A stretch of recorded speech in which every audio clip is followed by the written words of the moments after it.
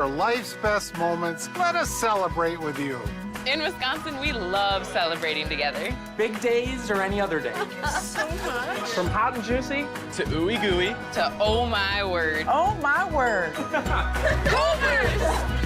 Serving you a handcrafted meal that makes Today a little bit more special. That's what fills us up inside. From Wisconsin with love. Welcome to Delicious. Yeah. If you grill it, he will come.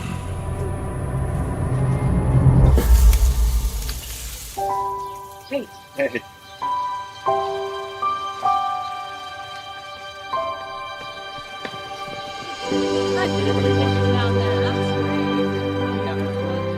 Is this heaven? Nope. It's fairway.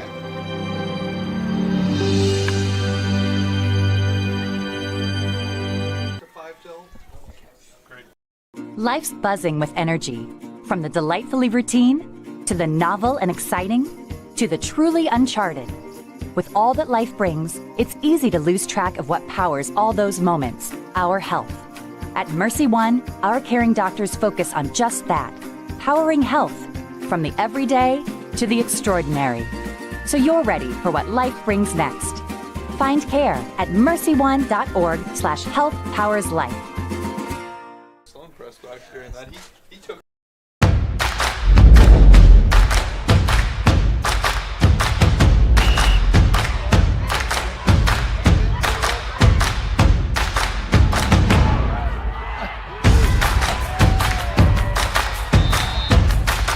When you go home, you'll feel good about what you did, and you're doing it for the kids. If they don't have us, they don't have these games.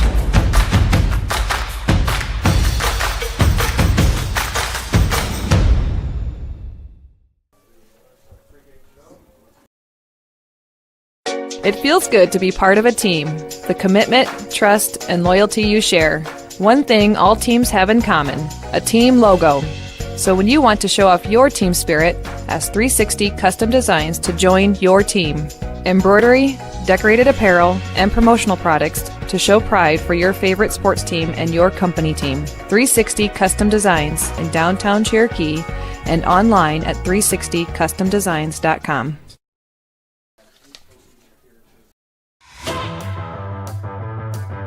At American Bank, we're more than just your local bank. We're your neighbors, friends, and biggest fans. As the excitement of fall sports fills the air, we're here supporting our community every step of the way. Whether it's Friday night lights or volleyball matches, we're proud to stand behind our schools.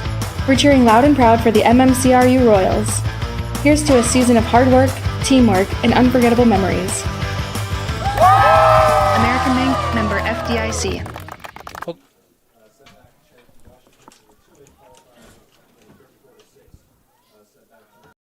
At Bavarian Meadows Senior Living in Remsen, residents enjoy a rewarding, independent retirement lifestyle full of opportunities to create new friendships and stay active and engaged. They offer delicious meals, housekeeping, laundry, medication management, enriching activities, and professional staff care while residing in their own apartment home, where independent and assisted living options are available. Also check with them about their career opportunities too. That's Bavarian Meadows in Remsen, with exceptional living opportunities and exceptional care.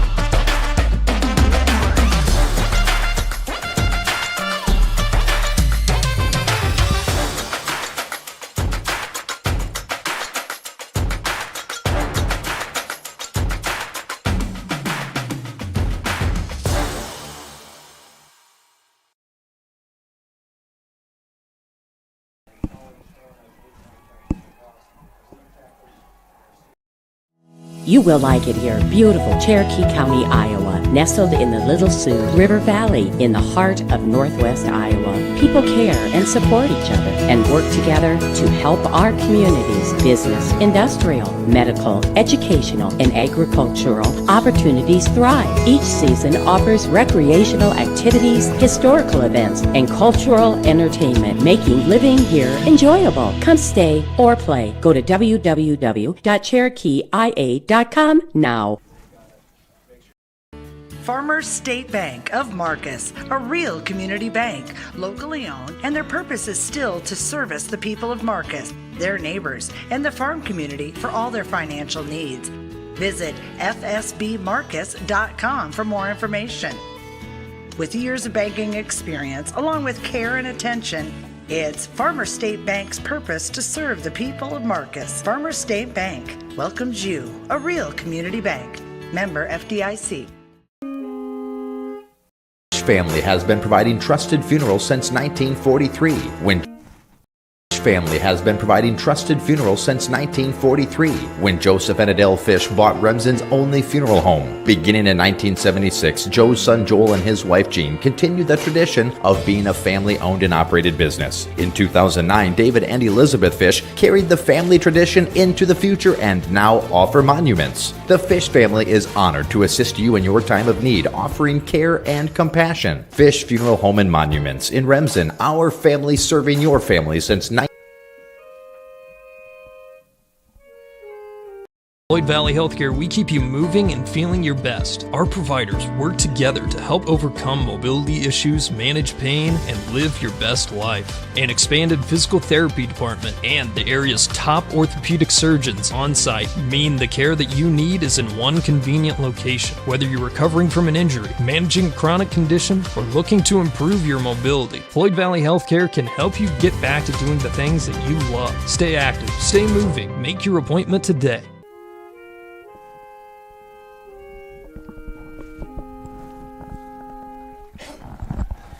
We are live in Britt, Iowa. Tonight is the number 1 ranked West Hancock Eagles host your MMCRU Royals. I'm Tim Holmes alongside Michael Rupp and Adam Morris on production. This is the Farmers State Bank pregame show live from Britt tonight here on Fuller Digital Solutions.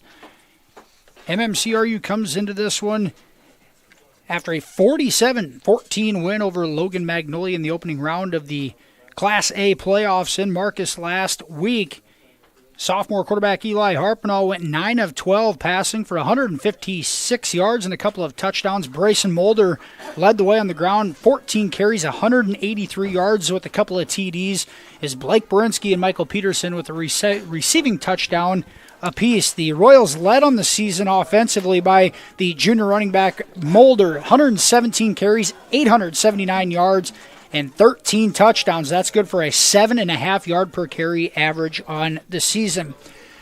The West Hancock Eagles come in at 9-0. They were 6-0 in the winner of the Class A District 2. The Eagles' closest contest this year, overcoming a 2-touchdown deficit in week 3 against district foe St. Ansgar, winning that one 21-20 right here in Britt. The Eagles advanced with a 65-27 win over Hartley Melvin Sanborn here last week. The offense is run by Zephyr Jamtgard, the senior quarterback. It's a run-heavy offense, though, led by Brady Bixel, the senior running back, 126 carries, 1,252 yards rushing, and 29 touchdowns on the season. He averages just under 10 yards per carry on the season. The Eagles are led defensively by senior Zach Baukema. He has 45 tackles, 26 of those solo on the season. Michael Rupp with me. We are just moments away here from the start of this one here on the Farmers State Bank pregame show. And Michael, give us a little bit of an observation here between a 7-2 Royals squad with a great opportunity tonight on the road as they take on the West Hancock Eagles here in the round of 16, second round of the playoffs. It's great to be here, Tim. It's a little bit colder tonight here in Britt, western part of Hancock County, and the home of the Eagles. Long road trip for MMCRU today, their longest trip of the season, about 2.5 hours if I'm correct. And they have a rough challenge in front of them here. West Hancock, the Eagles, are a powerhouse football team with a great reputation. You see them in the Dome almost every year. Just off the top of my head, I believe 3 times in the past 5 years have won the state championship and made appearances in all of those.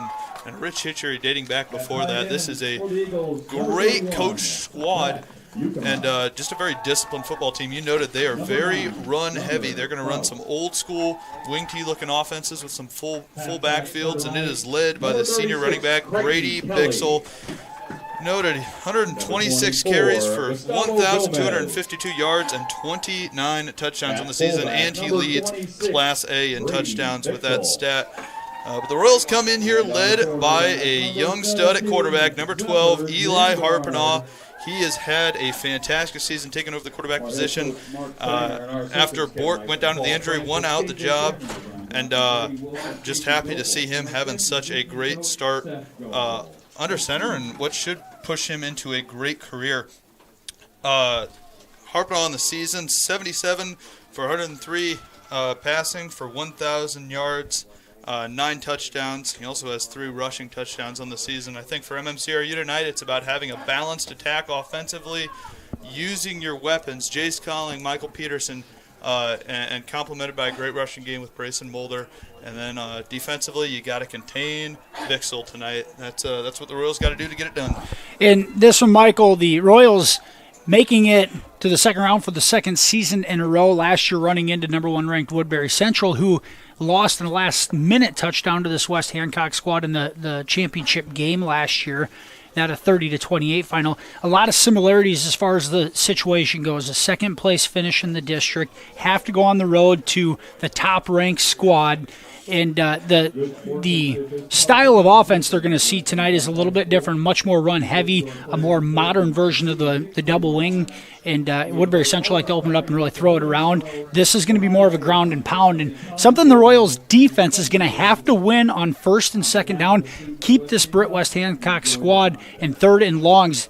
The Eagles only threw 2 pass attempts last week in that one against HMS, and one of those was intercepted, no completions. So they want to run the football. There's no secret about it. It's just very difficult to stop, and that's why they're the defending state champions in Class A. The Royals in their road white uniforms tonight with the blue numbers, the blue pants, and the blue helmets with the 5-point crown. The Eagles in their home reds with the white letters, white numbers, and the white helmet and pants with the red stripe. And we are getting set to get this one underway. And right off the bat, special teams, a huge part of this as well. The Eagles had 3 kickoff returns for touchdowns last Friday night. Special teams can make or break a ball game, and those lead to quick scores. And West Hancock is fantastic on the kick return. And they will receive the opening kick. As it looks like Jace Cowling will line up to boot it away. You got that dangerous number 26 back there for West Hancock to return. That is Brady Bixel. Also looking at Teague Smith back there. He's the one who had a couple of kick returns for touchdowns last week against HMS. A couple dangerous guys back there. 45 degrees at kickoff. Here's a short kick to one of the up men, breaking a couple of tackles right away and trying to push the pile. It will be stopped at the 35. And pretty good kick coverage for the Royals to start this one off. As the return was by Jacoby Subject. The Eagles have it 1st and 10 at their own 35-yard line.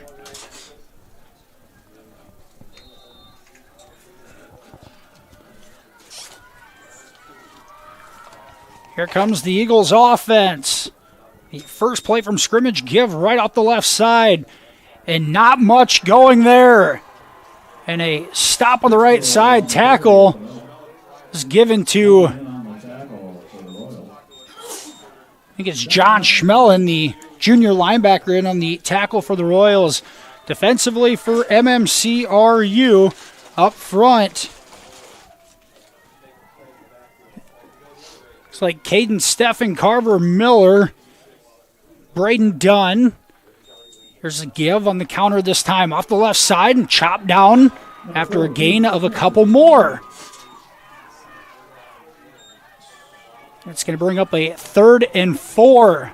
Linebackers for the Royals tonight, Michael Schmellen, Grant Prescott, Michael Peterson in that defensive end position. Parker Glassmaker in there defensively. Gage Johnson, Jace Cowling, Michael Schmelin, and Tatum Hicks. 3rd and 4 for the Eagles offense at the 41-yard line. Roll sideline, getting loud here.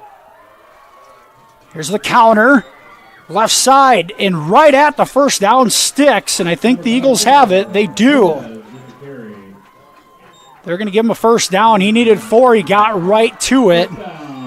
It'll be a first down for West Hancock. Right at the 45-yard line.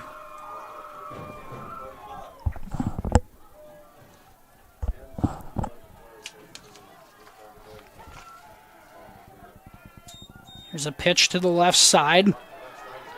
Trying to get the edge, and pretty nice gain. It looks like it's number 26, Brady Bixel, on the carry. He'll pick up 7 across midfield to the Royals' 48-yard line.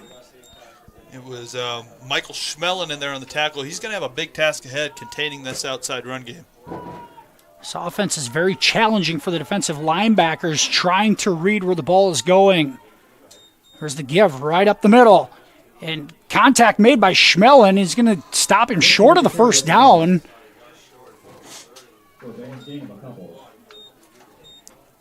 That a 2-yard gain. It brings up a 3rd and 1 at the 46-yard line. Slightly generous spot there, I thought. Yeah, he barely made it to the 46, but they're going to give him an extra half yard, and now it's 3rd and a half yard after the 2-yard carry. You got to expect Bixel right on the inside here. Here's the give. Bixel left side. He's got the first down as he plows ahead, crossing the 40-yard line, and it'll be a 1st and 10 for the Eagles as Bixel picks up 6 down to the Royals' 40. They just fire out of the stances so hard in those fullback leading. It's a tough offense to slow down. You need Carver Miller to set a presence inside. 1st and 10 Eagles. Opening drive on the counter. Here's Bixel. He's hit. Contact made. Falls forward. A 5-yard gain. But once again, John Schmelin in on the tackle. Bixel to carry yet again. Over 1,200 yards rushing on the season. They're going to continue to pound the football. You'll see this all night. We are 3.5 minutes in. Opening drive of the night for the Eagles. Started back on their own 35-yard line. And it's 2nd and 5 at the Royals' 35.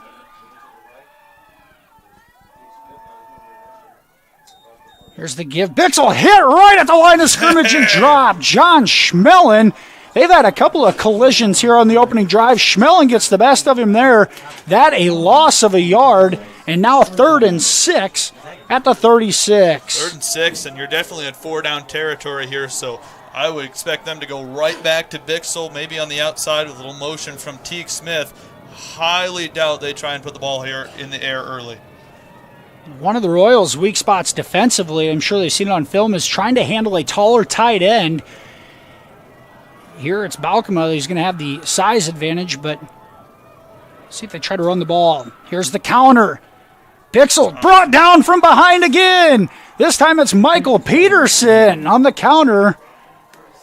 And it was number 36, Creighton Kelly, on the carry. A loss of a yard, and now it's 4th and 7 at the 37. And an opportunity for this Royals defense to get off the field. Quarterback's going to jog off here. Might try and punt this to keep him deep. Not sure what the field goal situation is here for West Hancock. Now some confusion for the Eagles as far as possibly the punt team. I think it's Balkema that's the punter is on, and he is. You got to watch a fake here. So the Royals have down to 4. You have to get the snap off. They just do.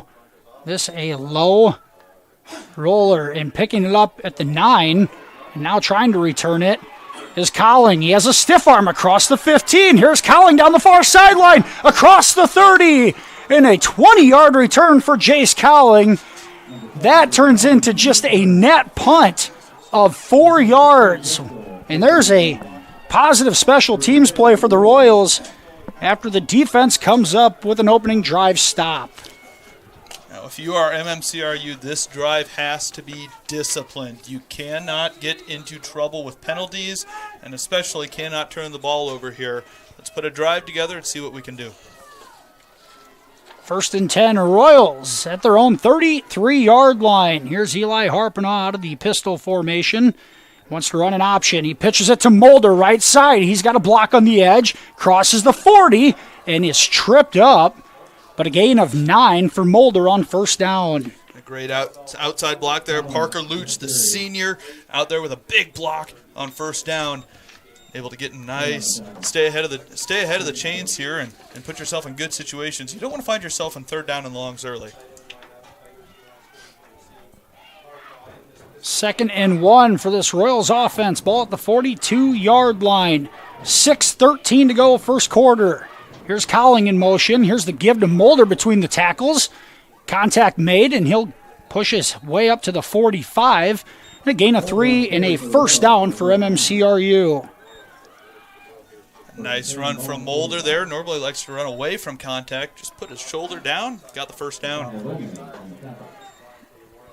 The Royals, if they can have success running between the tackles, that will definitely have a chance tonight. Starting lineups, we'll try to get to them here. The offensive line, this Royals offense, 1st and 10 at their own 45-yard line. 4-man front defensively for the Eagles. Harpenaugh throws. It's caught by Cowling. Makes the first guy miss, then loses the football. It's loose, and I think Cowling jumped back on it. He did. It turns into a gain of 4, but it was an adventure to get there. It'll be 2nd and 6. Yeah, you got to keep a good grip on the football tonight. Like we said, it's a little bit colder here, and the Royals cannot afford turnovers. Well, really the first time we've seen it had a little bit colder weather, and Cowling could not handle the punt initially on the return there. Now drops it on his first catch of the night, but it's 2nd and 6 at the 49. Hard count. We're going to say he didn't get into the neutral zone. Here's Mulder across the 50 to the 48. A tough 3-yard gain for Mulder. And it'll bring up 3rd and 3. So the Royals coming out and giving Mulder the ball multiple times. Racing the junior running back. Remember, this Royals squad lost their first 2 ball games of the year, not at full strength. They've won 7 in a row since. They come in with some confidence. It's 3rd and 3, just across midfield. There's the give. Mulder trying to get outside. Containment's there. Gives a stiff arm. Mulder dives for the 1st down, and they're going to mark him short. Oh. He stuck the ball out there, reached it out, trying to get it. They're going to mark him short. A 2-yard gain to the 46, and now 4th and 1 upcoming. Yeah, definitely not a great spot there. Well, it's very, very hard to see from our angle for sure, but good effort from Mulder. Has defended well. Nice containment around there. At least made him take the wide side. And now on 4th and 1, the Royals line up in the power I. They give it right to Schmelling. He'll have the 1st down. He should. And they're not going to give it to him. Oh, man, that's... Schmelling had it initially and then was pushed backwards. And they're not... Well, the far judge, I think they're both going to mark him just short, but I don't think it's a good spot. It looked like he got to the 45 initially. And I don't know that they're going to give it to him. We'll see where this mark is, and they're going to call for a measurement here. And a nice play defensively for the Eagles. Stuffing it right up the middle. Looked like Schmelling had it easily. First contact knocked him backwards. Here's the pull. And they're going to say he got it by the nose of the ball. Holy Moses. Couldn't be much closer than that. Definitely fortunate. He definitely got the 1st down in that initial surge. I watched back on the replay there, but lucky to get the nose of the football there, keep the drive going. Nice to see the Royals take a little time off the clock. You can't turn this into a track meet. West Hancock has scored a lot of points these past few weeks. Both squads have had one drive. 4 minutes to go. 1st quarter. It's scoreless here in Britt. Harpenaugh out of the pistol. He'll give it to Mulder. He'll go between the tackles to pick up about 3 more. And it's okay to be patient with it. It's one of those things, like you said, a little bit of ball control here. The Eagles are going to run the football on you and want to keep your defense on the field it's in your best interest to try to beat them at their own game. As tough as that is to do, sometimes just don't make the big mistake.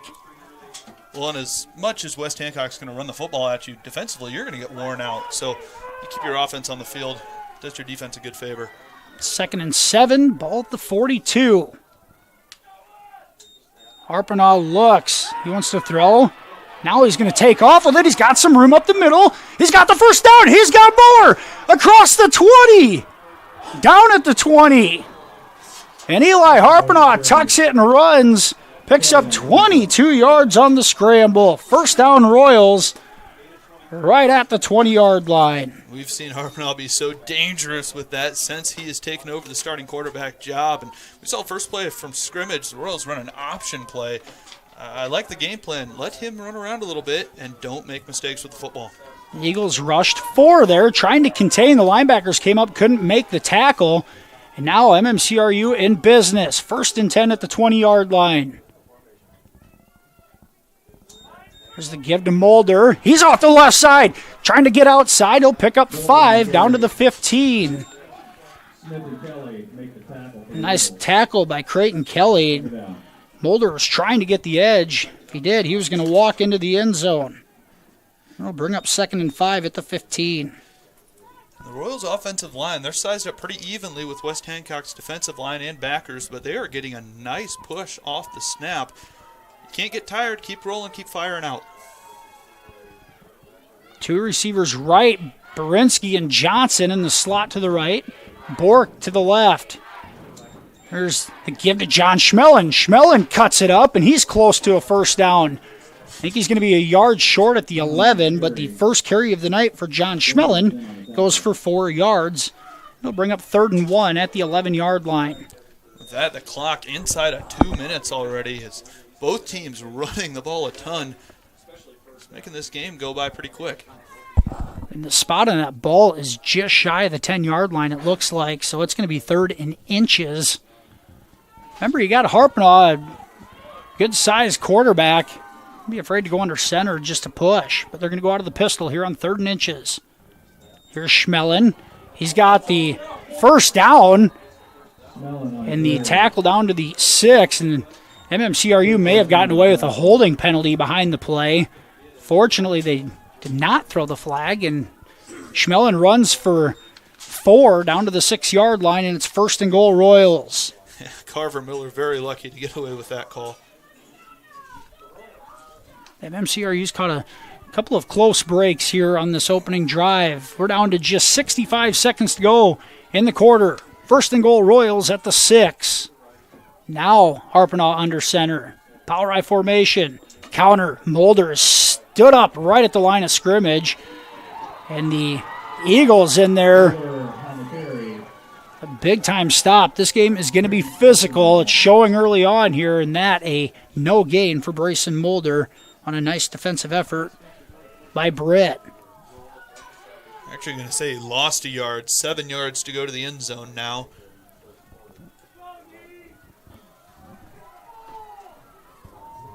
This could be the last play of the first quarter. Out of the pistol again, Harpenaugh. Play action, looking. Now he wants to tuck it and run. He's going to cut it back across the 5, and he'll dive forward down to the 3-yard line. So Harpenaugh takes off with it, picks up 4 yards, and that will end the first quarter of play. It was a quick one here. Both teams had one drive. The Royals still on theirs. It's going to be 3rd and goal at the 3-yard line when we return for the second quarter right after this here on Fuller Digital Solutions. Gangler Feed Service in Remsen is your complete farm store. We feed all farm species, and we're a Hubbard, Kent, and big game dealer. Whether it's sprayers, grain banking, corn drying, or feeding your animals, we're your complete farm store, and service is our business. Gangler Feed Service in Remsen. Call them at 786-2234 or stop in and see them. Service is our business at Gangler Feed Store, Remsen.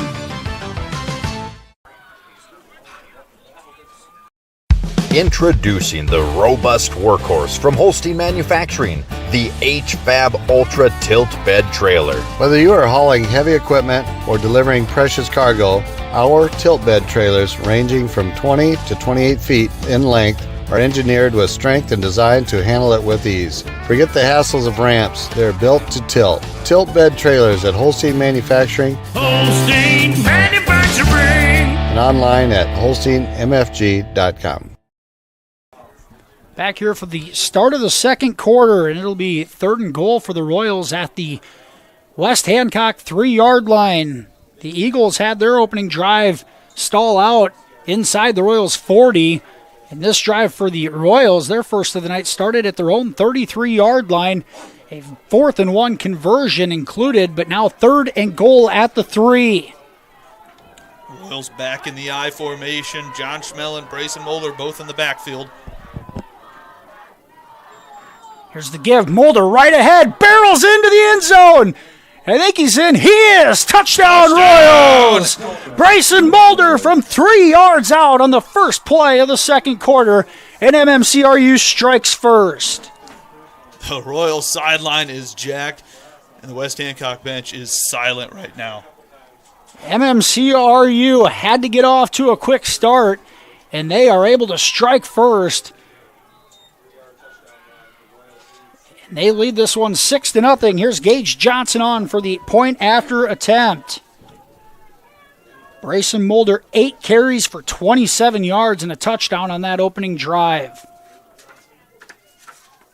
Johnson's extra point attempt is up and good.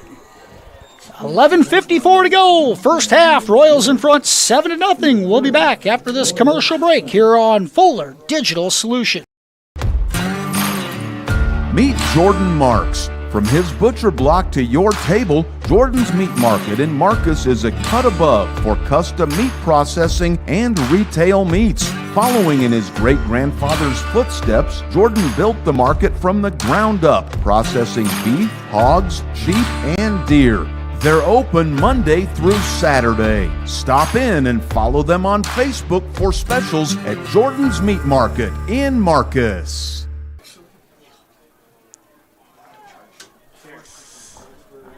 Back here in Britt, MMCRU a 7-0 lead just into the second quarter on a 3-yard touchdown run by Brayson Mulder. Mulder's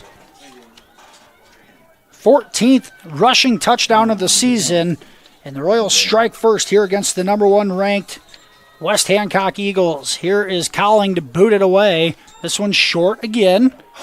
In collision initially, and now breaking loose across the 45, and the Eagles are going to have good field position. That return by number 24, Gustavo Gomez. He made the initial man miss, had a little room, and now the Eagles good field position out at their own 48-yard line. And West Hancock has been so dangerous on special teams lately. Royals fortunate to make a touchdown-saving tackle there, and they're going to set up a pretty solid field possession here for their second drive of the game. We talked about this Eagles defense hardly giving up any points in the last 5 games. They did give up 27 to HMS last week. They were able to respond quickly, and now on the end around, here's some running room, and that is Gomez again. He gets the carry and goes into MMCRU territory at the 44, a gain of 8 on first down.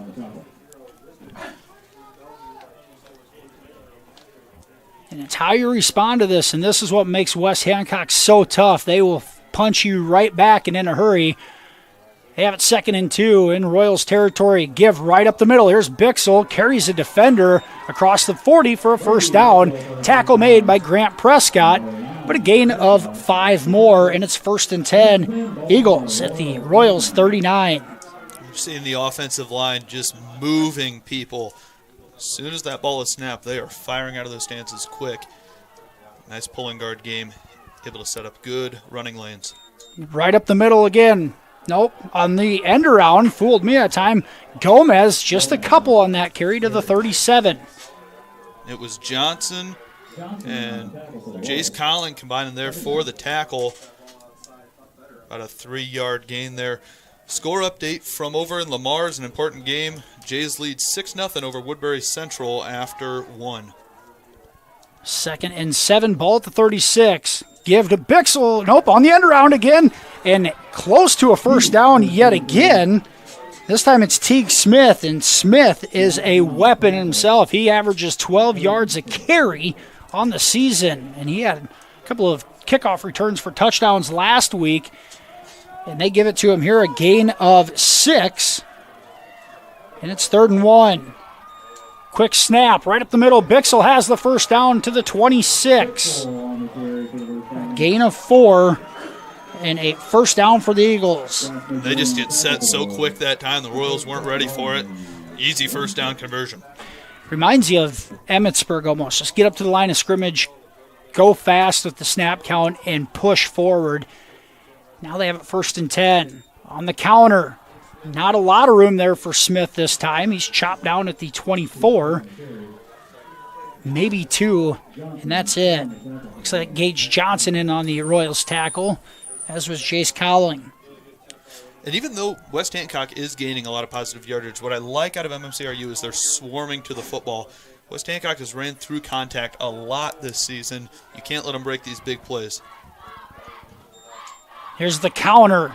Here's Kelly trying to get outside, and he's cut down. And a good job of containment by Tatum Hicks on the tackle. Able to pick up a couple more, but it's 3rd and 6 coming up. Crucial 3rd down, again in 4-down territory here for West Hancock. Need a big stop from some of your leaders here defensively. Jace Collin, Carver Miller need to step up and make a play. 9 minutes to go, 2nd quarter. Royals in front 7-0. The Eagles trying to respond. It's 3rd and 6 at the Royals 23. Most likely 4-down territory. Play action. They're going to throw it. Here's a screen backside. Bixel's got it. And he is going to be tackled close to the sticks. They throw a misdirection screen, a safe pass for Jamtgard, and it's down to the 18. So a gain of 4 is all. A nice job of tackling in space by the Royals. I think it was Grant Prescott making initial contact. 4th and 2. Big play upcoming. And you got to expect either Bixel or Teague right up the middle once again. They've done it all game, just wedge forward.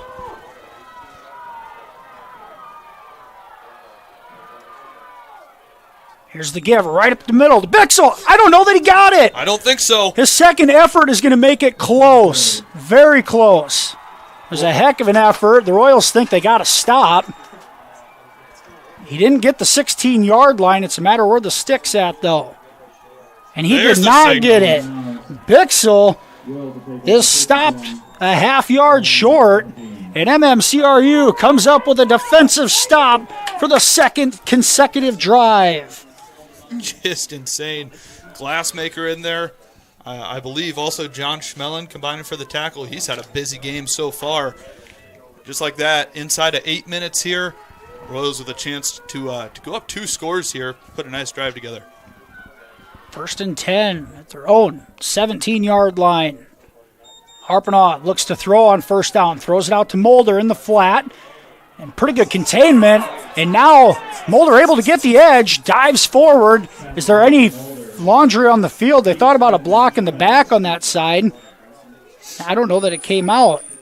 It did not, and it looked like the hit was right on the side. Might have been Michael Schmelin, but Mulder picks up 8, and it's going to bring up 2nd and 2. Make it 9, 2nd and 1. And I think they kept that flag in the pocket just because he didn't slam into him. He just kind of gave him a little nudge on the shoulder. Lucky call there, 2nd and short. And a smart play for MMCRU. Don't make it obvious either. Here's Mulder, dives forward. He'll have the 1st down. Up to the 27. He gets 2 on that carry. And the Royals, 1st down. And we saw last week, Benjamin Tenderger got called for that crackback block early. That's a tough situation to prepare for, and so good discipline there from the young Royals wide receiver, not picking up a penalty, and keeps the drive going. Clock continues to roll. 7.5 to go until halftime. This only the 2nd drive of the night for MMCRU. It's been ball control on both sides. 1st and 10 at the 28. Harpinaugh pitches it out to Johnson. Johnson uses his speed. Now he will be cut down after a gain of about a yard. That closed up quickly. It was good containment by number 9, Gunnar Faust, and then coming in to make the play as well was Creighton Kelly. Johnson picks up a yard. It'll bring up 2nd and 9. Yeah, really good contain there, but you got to compliment Johnson. 2 hands on the football as he got hit there. He has had a lot of trouble with holding that football out wide while he runs. And you can't turn over the football against West Hancock. They will make you pay for it. So just good ball IQ there from Johnson. 2nd and 9. Harpinaugh rolls left. Wants to throw, not much there. Now he's going to scramble around, keeps the play alive. He's going to have to get rid of it. He's still going, and now he will just throw it away. And a smart decision by the sophomore quarterback. That's one thing that he has not done well this year is get rid of it when he needs to, but there is a flag behind the play, and they're going to catch a holding penalty or block in the back on MMCRU, and that flag is all the way back at the 12-yard line. If this is a spot foul, it turns into a huge loss. And I'm not a huge fan of that call. I believe they're catching that on one of the Royals linemen, kind of setting a screen, and one of the West Hancock players running into it with his back.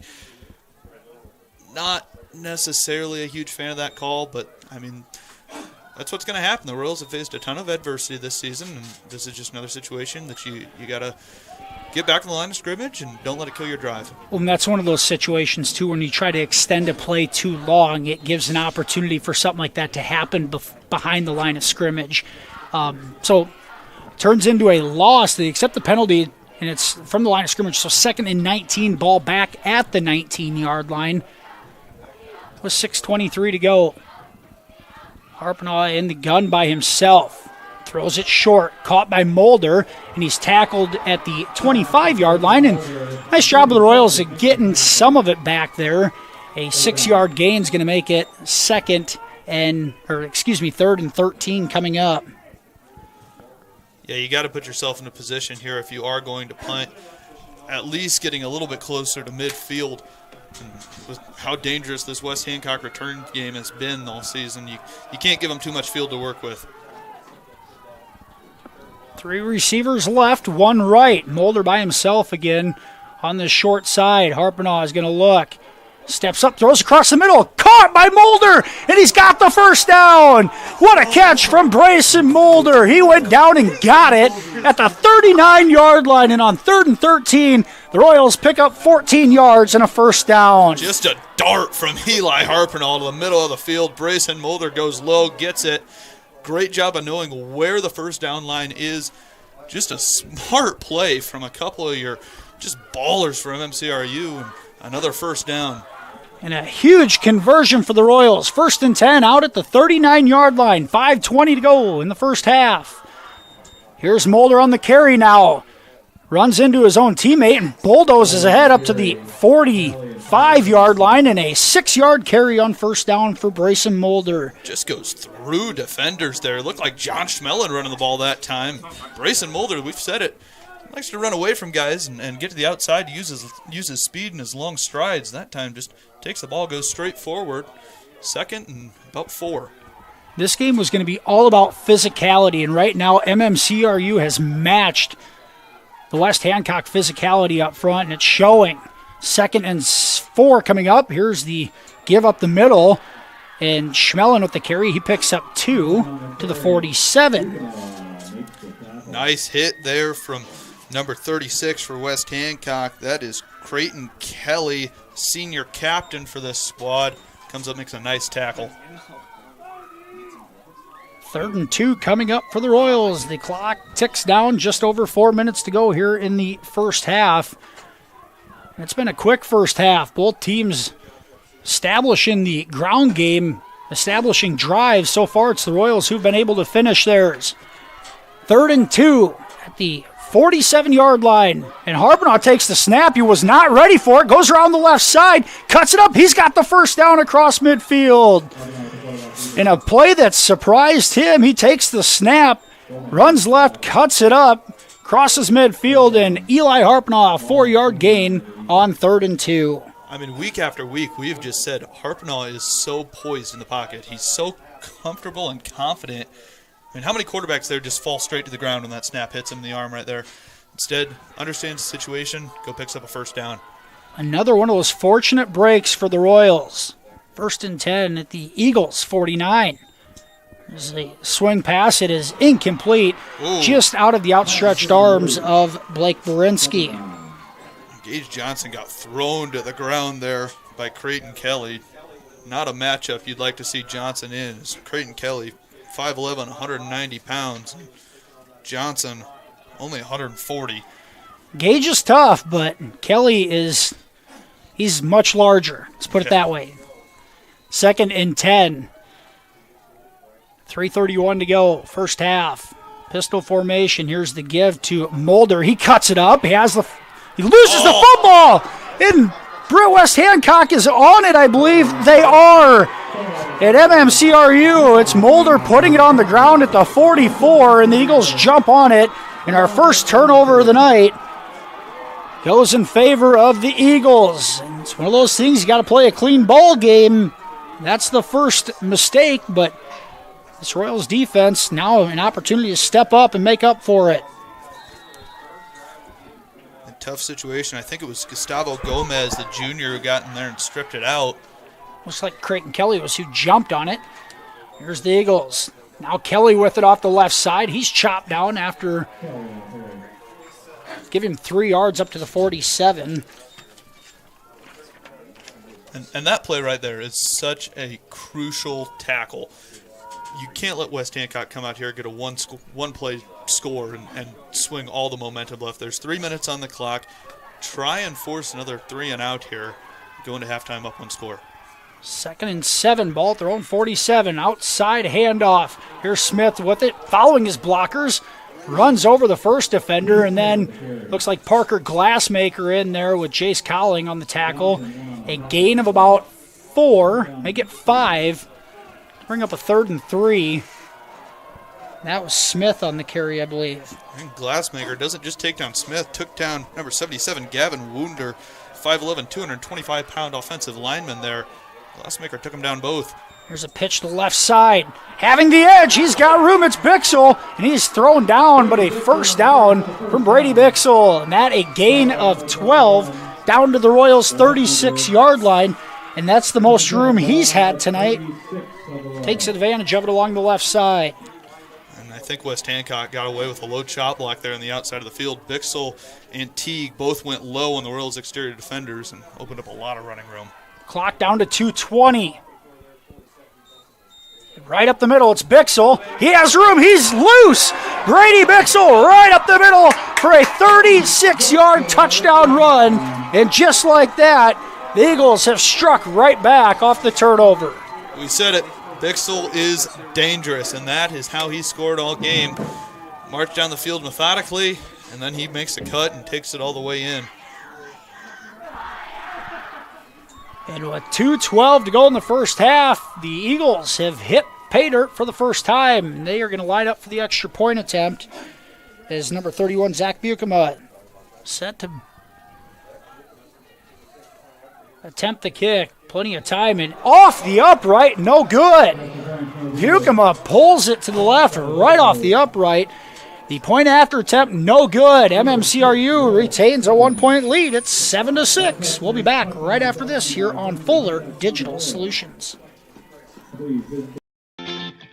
Mike's Construction of Marcus is a second-generation general contractor who is a proud supporter of MMCRU Royal Athletics and academics. Mike's Construction can help build your dream home from the groundwork, starting with the foundation, to the detailed finish work on the inside. Take a minute to like Mike's Construction on Facebook and see some of the awesome work they have done, and keep them in mind for your next in-house project. Mike's Construction of Marcus. Go Royals! MMCRU in front, 7-6. After the Eagles' 36-yard touchdown run by Brady Bixel. That Bixel's 30th rushing touchdown of the season to lead all players in Class A. 2:12 to go here in the half. Both teams with all 3 timeouts remaining.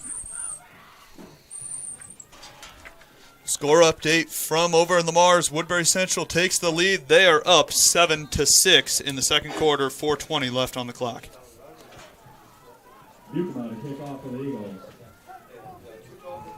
Here's Bukema set to kick off for the Eagles. 2:12 to go, first half. Bukema's kick sends it away. It's Hicks on the return. He doesn't handle it initially. He's got room to the left side if he gets there, but he is tripped up back at the 18-yard line. And the Eagles fans down in front of us starting to make some noise as they've picked up a little bit of momentum. Yeah, number 4, Teague Smith. He is such a momentum factor for this West Hancock lineup. Looks back at the student section, fires them up there. Now with 2:08 on the clock, let's see what the Royals decide to do here before half.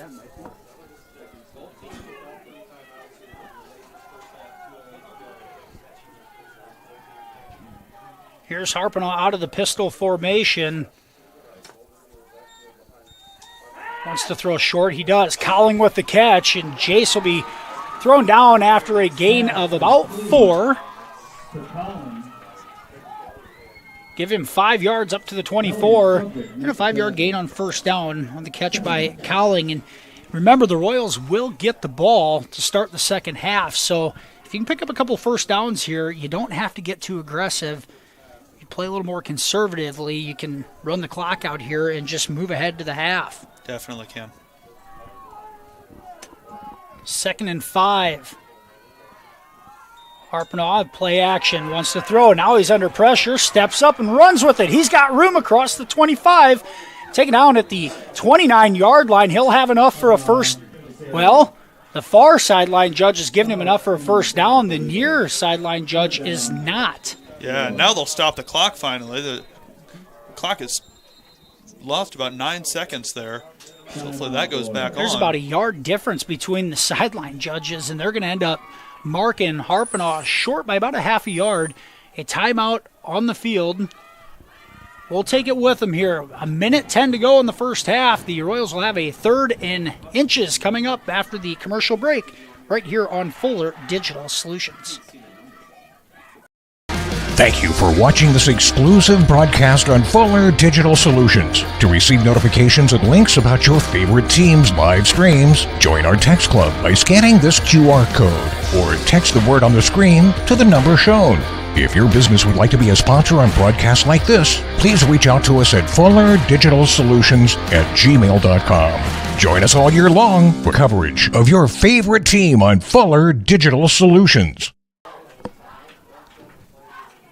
70 seconds to go here, first half. MMCRU a 7-6 lead. They have it 3rd and inches at their own 28.5-yard line. The Eagles use their first timeout. Royals with all 3 of theirs. It has been a quick first half. The Royals now, Harpinell is going to go up under center, and he will sneak it forward. And the second effort should get him the first down, the ball all the way up to the 30. Harpinell picks it up. It'll be a 1st and 10 Royals at the 30-yard line. And the clock didn't run at all that time. Still 1:10. We won't complain about that. Now the Royals on a quick snap here. Harpinell looks deep. He'll throw it deep left side. It's underthrown. And it's going to be caught by Peterson. Michael Peterson comes back to get it. There's Jempgard in perfect position for the interception, cannot come away with it, and a huge play for the Royals with 56 seconds to go. Ball down to the Eagles' 27-yard line. Just right through Jempgard's hands, and Teague Smith was right there in position to pick it off too. I think it surprised Peterson, just ended up in his pocket. That a gain of 43 yards, and the clock down to 50 seconds. The Royals in business here, and now they're going to use West Hancock's going to use a timeout. Is there some confusion on the MMCRU side? 46 seconds to go. The Royals will have it 1st and 10 at the Eagles' 27-yard line after a 43-yard completion to Michael Peterson. We'll be back right after this on FDS. Hungry and on the go? Stop by Mrs. B's in Remsen. Locally owned and operated for over 25 years, Mrs. B's has you covered. Coffee, shakes, hundreds of drink options, milk, eggs, and more. Want something hot? Try one of Mrs. B's famous made-from-scratch pizzas, or order one of Mrs. B's many appetizer and sandwich options. Don't forget about the chicken, fish, and pork chop dinners. Mrs. B's is a proud supporter of both MMCRU and Remsen St. Mary's schools. Stop by Mrs. B's today.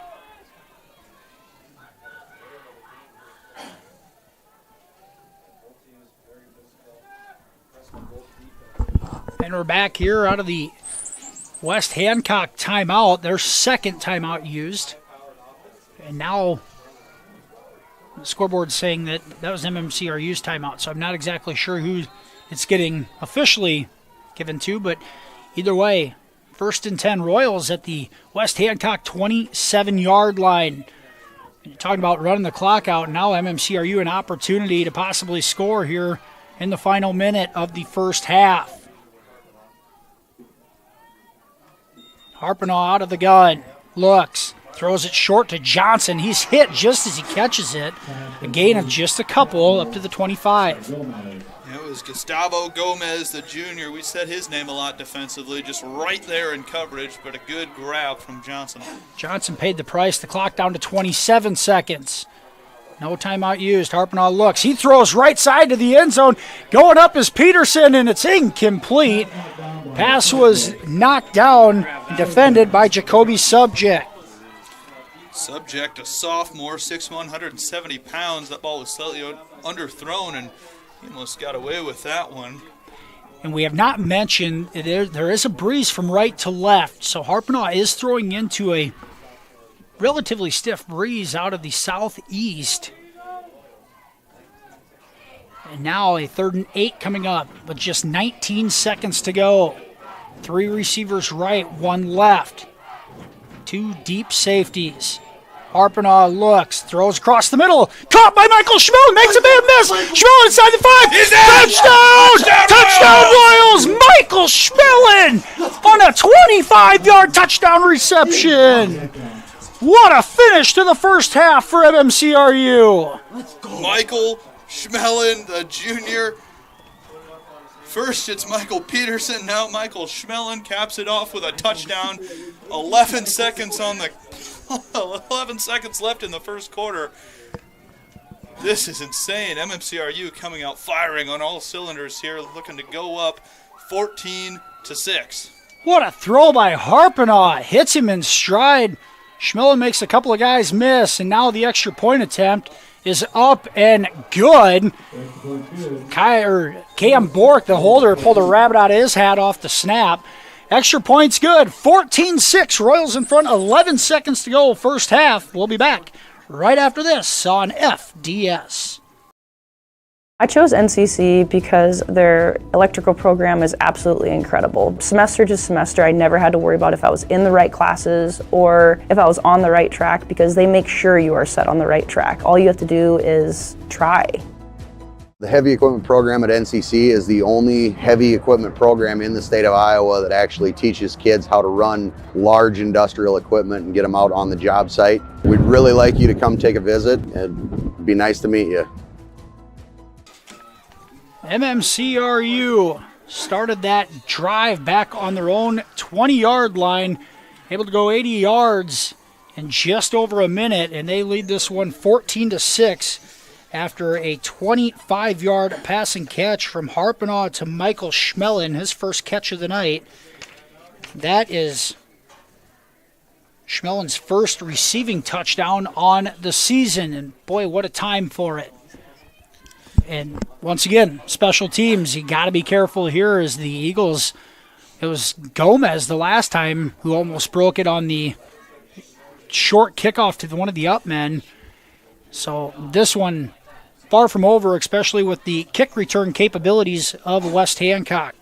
No, I wouldn't even give him an opportunity to return this, squib it low and get down there and make a tackle. Give a special shout out back in Marcus. We know we got the Marcus Golf Course joining us, a little watch party tonight, and I'm sure the Hawkeye watching as well, following along. Happy to give you a good broadcast tonight from a beautiful night here in Britt. Here's Cowling set to kick it off.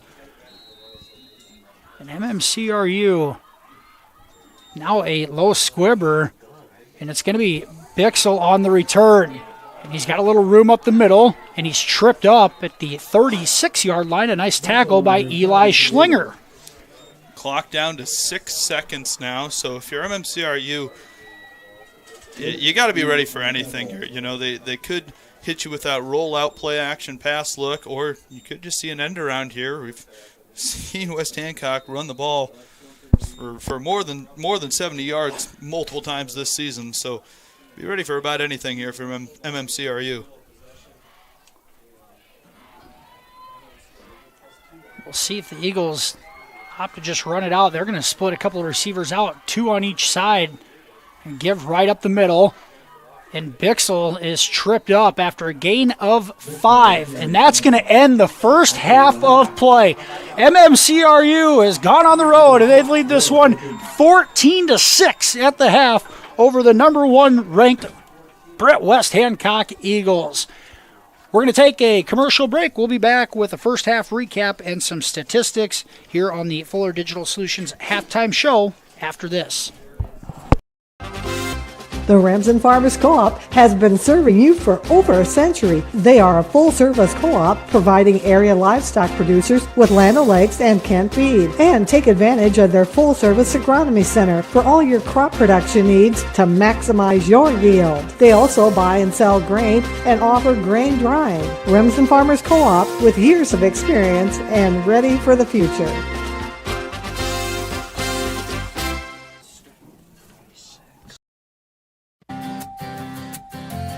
Schmelling Construction is a general excavating company that specializes in farm drainage, terraces, waterways, demolition, and concrete asphalt recycling. They are a proud supporter of the local school district and community. Schmelling Construction is a family-owned business that has been going strong since 1977. Visit them online at schmellingconstruction.com and be sure to like them on Facebook.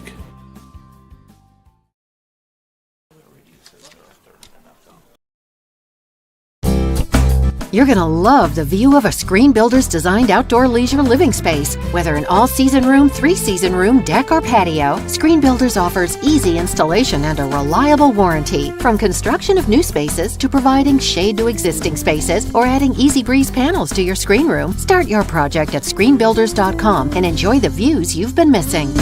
Call Screen Builders. You're gonna love the view.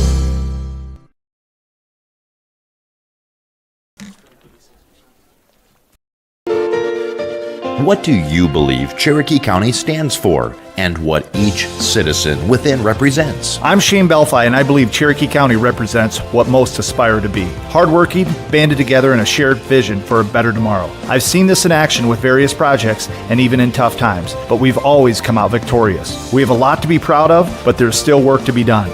I'm ready to roll up my sleeves. Please vote for me as your next Cherokee County Supervisor. Paid for by friends of Shane Belfi.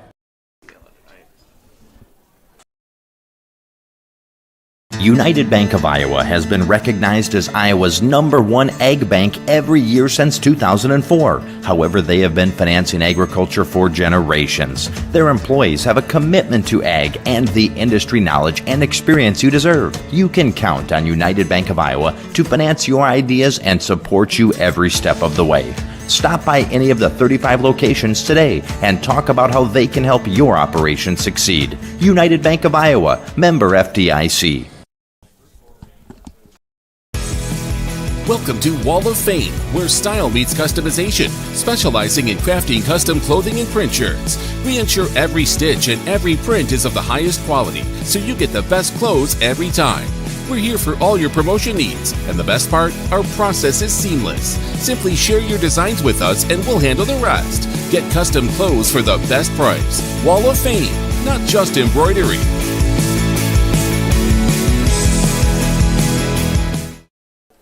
Welcome back here to the Fuller Digital Solutions halftime show. MMCRU on front, 14-6 over the #1 ranked West Hancock Eagles here in Class A. This a second round matchup with just call it the Sweet 16. 16 teams left in Class A. First half recap, scoring recap. MMCRU took their opening drive, started on their own 35-yard line, and they went 65 yards and completed the drive on the first play of the second quarter. Brayson Mulder, a 3-yard touchdown run, gave the Royals a 7-0 lead. After another Royals defensive stop, the Eagles turned the Royals over on a fumble recovery, and shortly thereafter, it was Brady Bixel going 36 yards right up the middle. The point after attempt was no good. It made it 7-6 with 2:12 to go in the second quarter. The Royals come up with a 43-yard passing catch to Michael Peterson. Got the Royals down to the Eagles' 27-yard line. And from there, on 3rd and 10, Eli Harpenaugh connects with Michael Schmelin from 25 yards out, giving the Royals a 14-6 lead, just 11 seconds to go in the first half, giving us our halftime score. MMCRU will receive the opening kickoff of the second half. First half statistics first for the Royals. Harpenaugh, 8 of 10 passing, 108 yards and a touchdown. 3 of those catches by Brayson Mulder for 28 yards. 1 catch for Schmelin for 26 and the touchdown. 1 catch for Peterson for 43 to set it up. 2 catches, Jace Cowling for 9 yards, and Gage Johnson a catch for 2 yards. Rushing for the Royals, Brayson Mulder 11 carries, 37 yards and a touchdown. Eli Harpenaugh 5 carries, 35 yards. John Schmelin 3 carries, 11 yards, and Gage Johnson 1 carry for 1 yard. The offense for West Hancock, mostly on the ground. Brady Bixel, 10 carries, 77 yards and a touchdown. 3 carries, 14 yards for Teague Smith. 3 carries, 4 yards for Creighton Kelly, and 2 carries for 11 yards for Gustavo Gomez.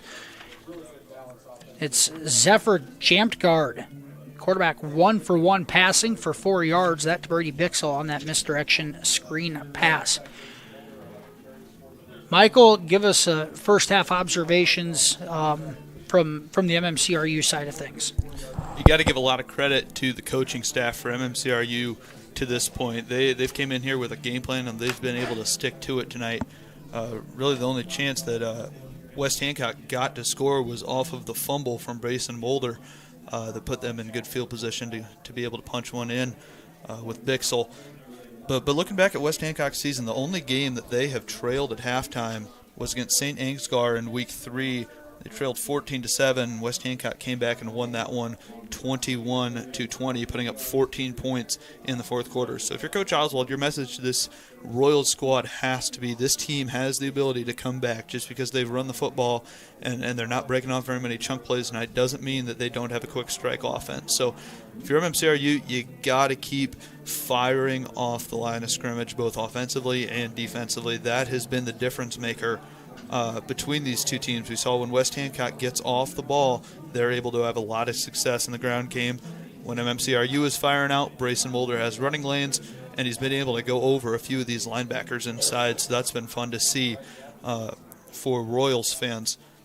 Got a couple of area scores that I'm watching as well here. Starting off with Class A, like you said, only 16 teams remain in Class A. First one I have from the Lipson-Bellevue matchup in the second quarter, start of the second quarter. Lipson led that one 21-0. Looking at Tri-Center Riverside at the end of one, Tri-Center led that one 16-0. And at halftime, Tri-Center was up 30-0 in that one. Wapsie Valley and St. Ansgar. St. Ansgar, a team, like we just said, lost by 1 score to West Hancock in Week 3.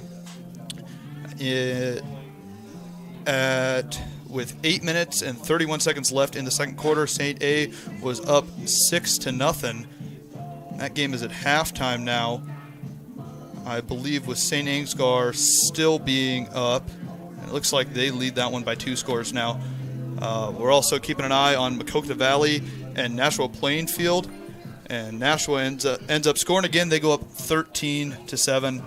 And a game in 2A a little bit closer to home. The Falcons of OABCIG and the Blackhawks of Hinton, a team that MMCRU used to face back when they were Class A. They've made the jump all the way up. They're in 1A now. They are tied at 7 at halftime. And our score from here in Britt, the Royals are up 14-6 at halftime on what's been a really impressive first half from MMCRU. Thanks for that, Michael. We're going to head to another commercial break. We'll be back with more on the FDS Halftime Show after this. Next level internet leads to a next level experience. So up your game with Westel Systems Fiber Internet. With internet speeds up to 1 gigabyte per second, you can stream videos and play games without the annoyances of bufferings or delays. Westel goes above and beyond to make their customers' experience as hassle-free as possible, with exceptional 24/7 technical support and a reliable network so you can relax and do the things you enjoy. Explore what Westel has to offer at westelsystems.com. Get more out of your money and see what Westel Systems can do for you.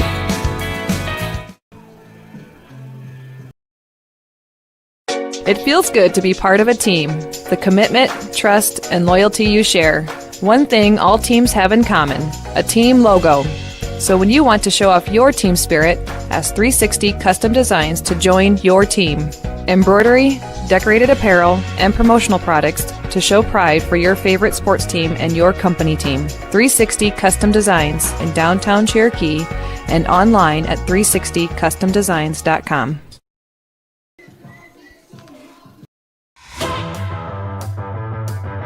At American Bank, we're more than just your local bank. We're your neighbors, friends, and biggest fans. As the excitement of fall sports fills the air, we're here supporting our community every step of the way.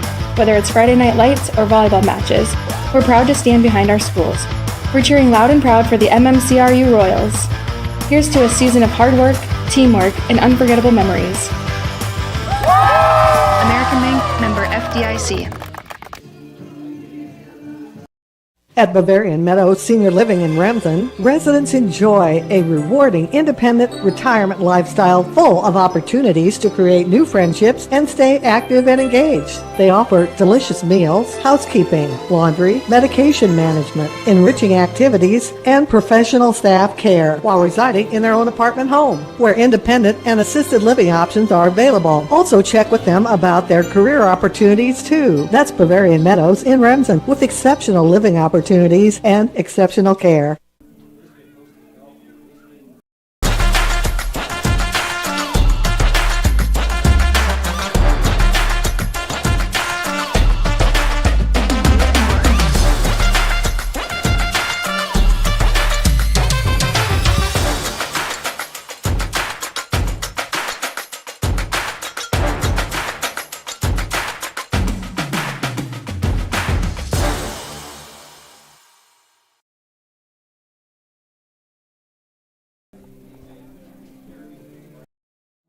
You will like it here. Beautiful Cherokee County, Iowa, nestled in the Little Sioux River Valley in the heart of Northwest Iowa. People care and support each other and work together to help our communities, business, industrial, medical, educational, and agricultural opportunities thrive. Each season offers recreational activities, historical events, and cultural entertainment, making living here enjoyable. Come stay or play. Go to www.cherokeeia.com now.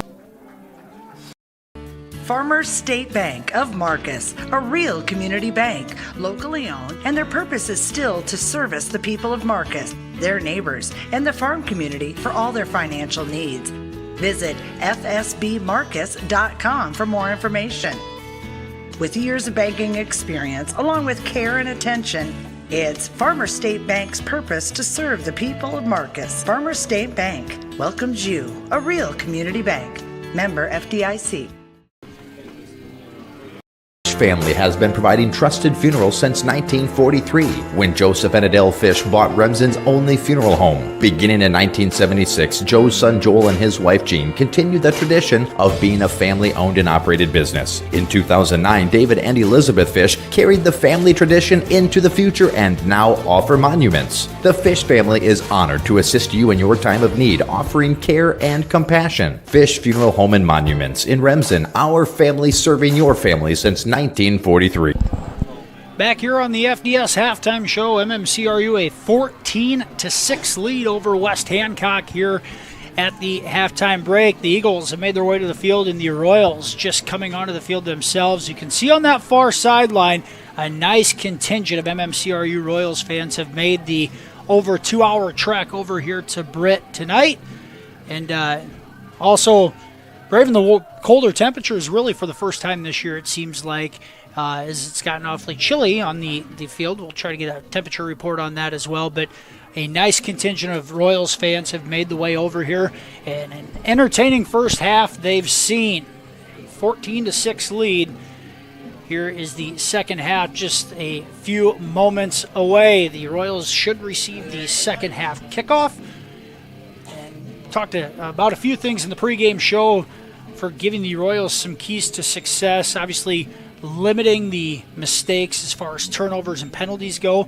Really have not had too many penalties that have just been drive killers at all. Gotten away with a couple of that have been very, very close, but have played smart for the most part. They did have the one turnover, which the Eagles were able to cash in on. MMCRU in West Hancock territory on a fumble that gave the Eagles the ball thrown 46, scored just a few plays later for their only points of the night. So they've limited the mistakes to a point where they've found themselves in a position to win this game, at least the lead here at halftime. And getting out to a quick start, they were able to get the stop defensively right away on the road and get some momentum, and then go down and score on your opening drive of the contest. That score was just inside the second quarter. But have been able to move the ball relatively well, both on the ground and through the air, and have done a fairly good job of containing the Eagles' rushing attack so far. They have thrown a couple more minutes on the game clock here to allow the players to warm up. So we will take one more commercial break. We'll be back with the second half kickoff right after this here on Fuller Digital Solutions. Floyd Valley Healthcare, we keep you moving and feeling your best. Our providers work together to help overcome mobility issues, manage pain, and live your best life. An expanded physical therapy department and the area's top orthopedic surgeons on site mean the care that you need is in one convenient location. Whether you're recovering from an injury, managing a chronic condition, or looking to improve your mobility, Floyd Valley Healthcare can help you get back to doing the things that you love. Stay active, stay moving, make your appointment today. Gangler Feed Service in Remsen is your complete farm store. We feed all farm species, and we're a Hubbard, Kent, and Big Game dealer. Whether it's sprayers, grain banking, corn drying, or feeding your animals, we're your complete farm store, and service is our business. Gangler Feed Service in Remsen. Call them at 786-2234 or stop in and see them. Service is our business at Gangler Feed Store, Remsen. Back here for the start of the second half. Royals in front 14-6. They will receive the second half kickoff. And the Royals in their road white unis. The Eagles in their home reds. And they will kick from south to north. You're right to left on the screen. They will have a little breeze behind their back here. The Eagles will on the kickoff. MMCRU scored both of their touchdowns going into that south end zone in the second quarter. Got a couple more scores we're able to find. ACGC leads Mount Air 21-6 at halftime. Woodbury Central up 14-6 over in Lamar's against Galen Catholic, and Remsen St. Mary's currently up 36-0 over KAM at halftime. CAM, excuse me. Here's Bukema set to kick off for the Eagles here to start the second half. Back deep is Hicks in Colling for the Royals. They get Hicks and Mulder. Mulder's going to go and receive it at his own 8-yard line. Angling left. Good containment. Turns him up, and he will be knocked out of bounds at about the 28-yard line. And that's where the Royals will have it. 1st and 10 in their opening drive of the second half. And I think the mentality here for MMCRU has to be the same. Do what has worked so far, and that's been taking care of the football, holding on to the ball, time of possession, and just feeding it to guys like John Schmellen and Bryson Mulder. Maybe attempt a few short passes, but don't like the way that the ball was flying into the wind here going this direction in the second quarter. Royals have to match the first half physicality.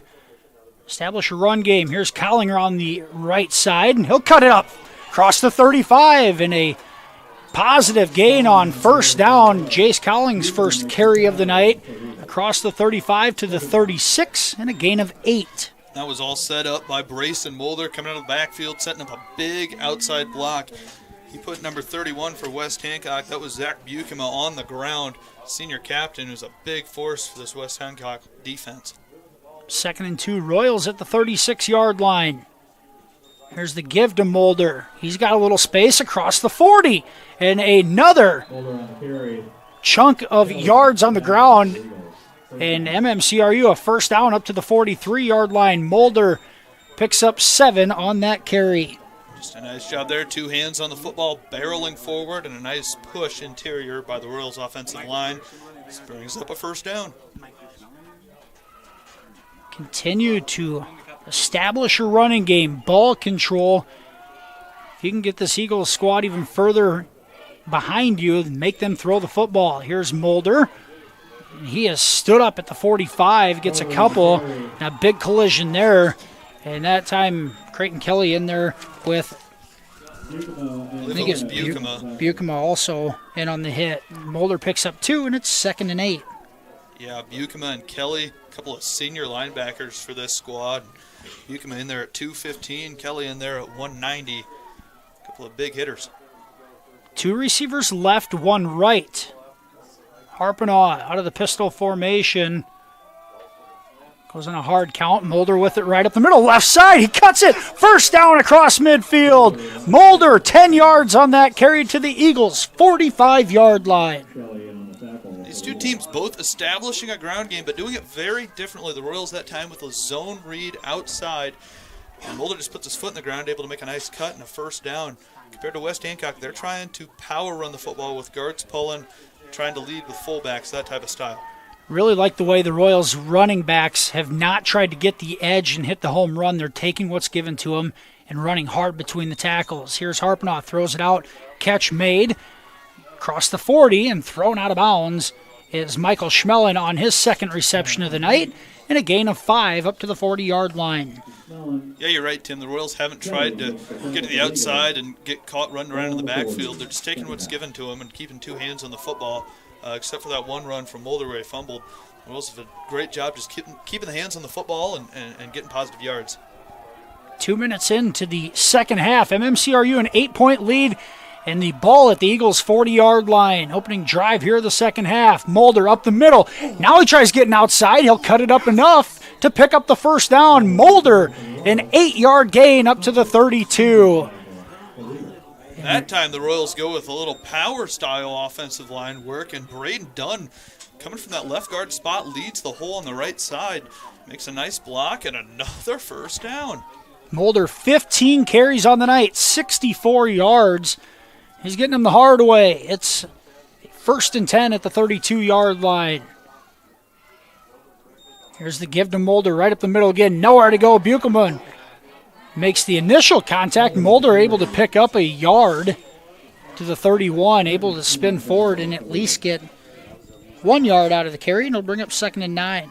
Picks up 1 yard and about 2.5 of them after contact there. Just a good job to keep getting positive yardage. You don't want to end up in a situation here, 3rd and long, where you're forced to make a decision on these long yardage situations. 3 receivers left for the Royals. Tight end to the right is Eli Schlinger on the line of scrimmage. Looking, Harpenaugh looks to throw, and the wheel route isn't there. Now Harpenaugh is going to take off the left side. He's got room, and he'll be hit and dropped just short of the first down. But Harpenaugh again tucks it and runs, this time to the 25-yard line. And a 6-yard gain is going to make it 3rd and 3. See where they spot that. At first they were going to spot him about 2 yards short. Moved it up a little bit, thankfully. 3rd down and 3. Ball marked at the 25-yard line. 4 minutes into the second half. The opening drive of the half for the Royals.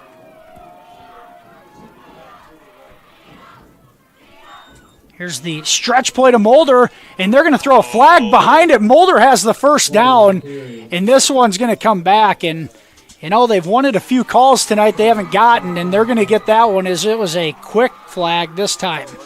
Flag is laying at the 26-yard line. That negates the first down by Mulder. I think they got number 78, Braden Dunn, and he kind of got thrown by the defender on a little spin move. I don't really know how that ends up as a holding call, but either way, 3rd down and long here. I believe the flag is still laying on the field, possibly. It is. Now the officials figured out and will blow it dead. Ball is marked back at the 35-yard line, and it brings up a 3rd and 13. The Royals re-huddle here. 7:50 to go, 3rd quarter. This drive started back at their own 28-yard line. It's 4-down territory if he can pick up half of it here. Harpinaugh looks. Now he's going to throw it deep down the seam, and it is incomplete. And this time, it is broken up by jammed guard. And Colling had a step on his man. Harpinaugh just didn't quite see him. His eyes were on the opposite side of the field. And then throwing into this thick air tonight, just can't quite get it over his shoulder. Ends up underthrown, and 4th down and long.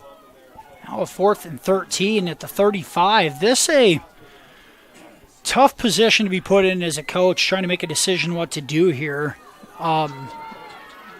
You try to pin them deep, and it could completely backfire too. So they're going to line up to go for it. 3 receivers right, 1 left.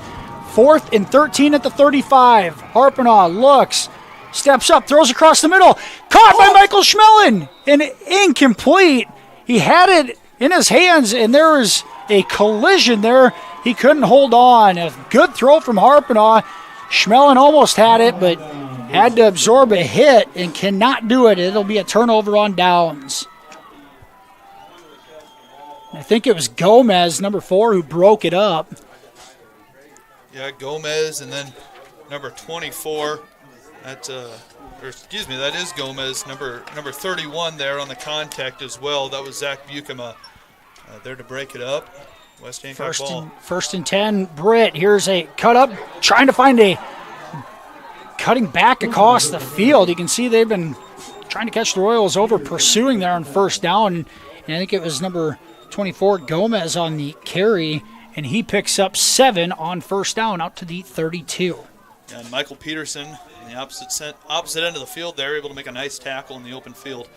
You could see Gomez, he's seen the containment there. He wanted to cut it back the whole way and almost broke it. Now give on the outside and chop down close to the sticks. On the carry there was Teague Smith, and they are going to mark him right at it. He should have the 1st down at the 35. Yeah, he was able just to roll forward there and continue getting a generous spot on their 1st down. 1st and 10, Eagles at their own 45-yard line. 6:40 to go, 3rd quarter. This their opening drive of the 2nd half.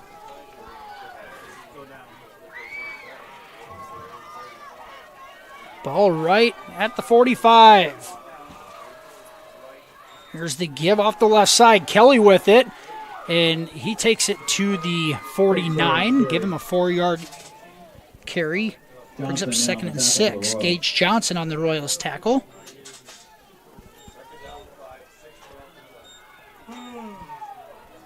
Number 4, Teague Smith, goes back in to the huddle here. We could see him get a carry here on this play.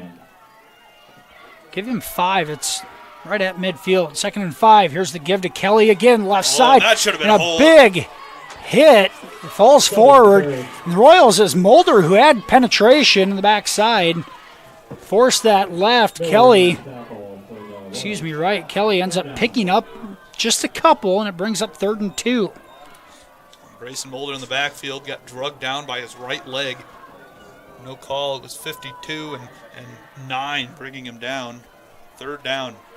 3rd and a short 3. Eagles under center quickly.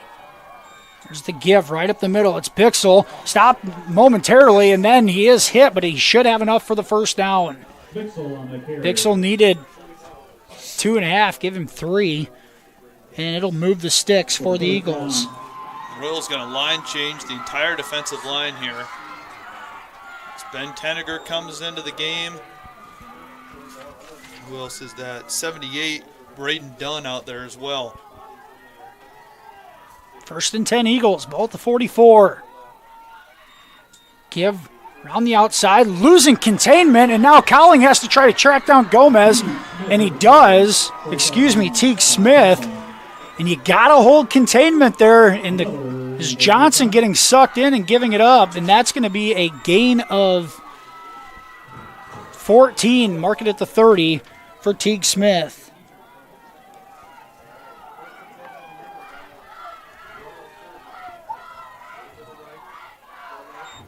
There's the give. Bixel right up the middle. He's got room, weaving back and forth. He's across the 15 and brought down at the 12-yard line. That an 18-yard gain for Brady Bixel. Bixel's ability to make a cut while still moving upfield. Doesn't have to stop his momentum at all. It just keeps going. He's been so dangerous with that all season. He's got a nose for the end zone, looking to punch another one in here. 1st and 10, ball at the Royals 12. And here's the give, left side, and the Royals there to stuff it this time. Smith had nowhere to go. Grant Prescott in there with Gage Johnson, and Parker Glassmaker also there. Nowhere to go for Smith on that carry. Teague Smith got hit hard there by Glassmaker and Johnson. He's going to limp off after that play. A loss of a yard for Smith. Going to bring up 2nd and 11. 4:10 to go, 3rd quarter. Royals had their opening drive stall out in Eagles territory. Now the Eagles trying to respond. On the counter, here's Kelly with it. He gets it up to about the 9-yard line on a gain of 3. John Schmelin almost had him wrapped up in the backfield. Kelly's able to sneak forward. Brings up 3rd down and about 6 yards, 7 yards. Royals faithful to their feet on the far sidelines. A big 3rd and 7 coming up. Ball marked at the 9-yard line. The Royals players pumping them up. We mentioned a nice contingent of Royals fans made the long trek over here, and they're making some noise. 3rd and 7, ball at the 9. Here's the pitch out. Bixel tries to get outside. He's got room. He's got the corner. Touchdown. Touchdown, West Hancock. Brady Bixel from 9 yards out on 3rd and 7. Taden Hicks got tackled to the ground in the end zone by number 74, Ray Gentolf, senior offensive lineman and captain there. Unfortunate no call. West Hancock looking to tie this thing back up with a 2-point conversion. That puts Bixel over 100 yards on the night. His 2nd touchdown. A nice job by the Eagles of sealing that left side. Got an advantage there and were able to finish off. Big 2-point conversion. The attempt right back to Bixel. And he is going to be short. He did not get in there. In a big collision. It might have been Michael Schmeling coming in. Bixel charged forward, but I think the ball was just in the wrong arm, and he fell a half a yard short. And with 3:18 to go, 3rd quarter, the Eagles score, but stymied on the 2-point conversion attempt. Royals in front, 14-12. We'll be back after the commercial break here on Fuller Digital Solutions. Introducing the robust workhorse from Holstein Manufacturing, the HFAB Ultra Tilt Bed Trailer. Whether you are hauling heavy equipment or delivering precious cargo, our tilt bed trailers, ranging from 20 to 28 feet in length, are engineered with strength and designed to handle it with ease. Forget the hassles of ramps. They're built to tilt. Tilt bed trailers at Holstein Manufacturing. Holstein Manufacturing. And online at holsteinmfg.com. 14-12. The Royals still in front. 3:18 to go, 3rd quarter. Brady Bixel, his 2nd rushing touchdown of the night. This one from 9 yards out. The 2-point conversion attempt fails. Keeps MMCRU in the lead here. About 3 minutes to go in the 3rd quarter. They will receive the kickoff. They're just their 2nd drive of the half. Neither of these squads have, I think, outside of the opening punt by West Hancock, neither of these teams have had to punt the ball. This one hit low. Mulder back. He's going to take it at the 3-yard line. He's going to have to try to find some space. Gets outside on the far sideline, and he'll at least take it out past the 20. So it could have been a disaster of a return there with his back to the defenders at his 3-yard line, able to at least get it out to the 24, and the Royals will have it 1st and 10 from there. And on that 2-point conversion contempt, it was Michael Schmellen and Tayden Hicks combining there for the tackle to keep the Royals up by 2 points here. Now the Royals offense cannot let another drive stall out here. You got to march down. You got to convert, because West Hancock is definitely looking for the end zone on their next possession. Here's the give to Mulder. It fights through initial contact. He takes it across the 30.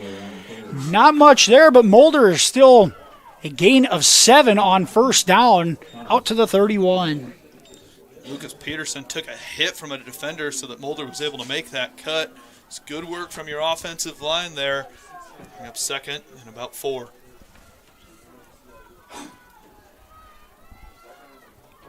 The Royals again doing a good job of having positive plays on 1st and 2nd down, keeping yourself out of 3rd and long. Here's the give to Cowling. He tries to cut it up. He does, and he'll have the 1st down. Just enough blocking there. It was a nice job by the Eagles. Creighton Kelly out here with Bukema. Had initial contact, but Cowling using his strength to pick up 4 and a 1st down out to the 35. And they don't run that much, but when they do, they've seemed to have a lot of success with it. Mulder out front leading, just gets another great block on that outside linebacker, and Cowling gets the 1st down. 2:15 to go, 3rd quarter. Royals have it 1st and 10 at their own 35-yard line. 2 receivers left, 1 right. Pistol formation. Mulder the deep back. Mulder gets the carry left side, trying to seal it. He's got a little space, cuts it back, and a 5-yard gain up to the 40. Brought down that time. It was Bixel, the running back and linebacker. Mulder able to kind of roll forward, pick up an extra yard, 2nd and 5. Mulder's going to head to the sideline and get a breather here. Well deserved. Here comes Cam Bork into the game in the right slot with Johnson split out. John Schmellen, the deep back. Schmellen's going to get the call. They blitz hard. Schmellen still churning his legs. He's going to gain a yard after being hit 2 yards in the backfield. Schmellen makes the most of his opportunity there, but it's going to bring up a 3rd and 4. And they dialed up some blitz there, and Schmellen able to run about 2.5 yards again after contact. Managed to not make it a negative play. Possible 4-down territory, but not a guarantee. 3rd and 4, ball at their own 41. We're under a minute to go in the 3rd quarter. A big 3rd down play. Harpenaugh looks. He has to get rid of it. Blitz coming, throws. It's caught.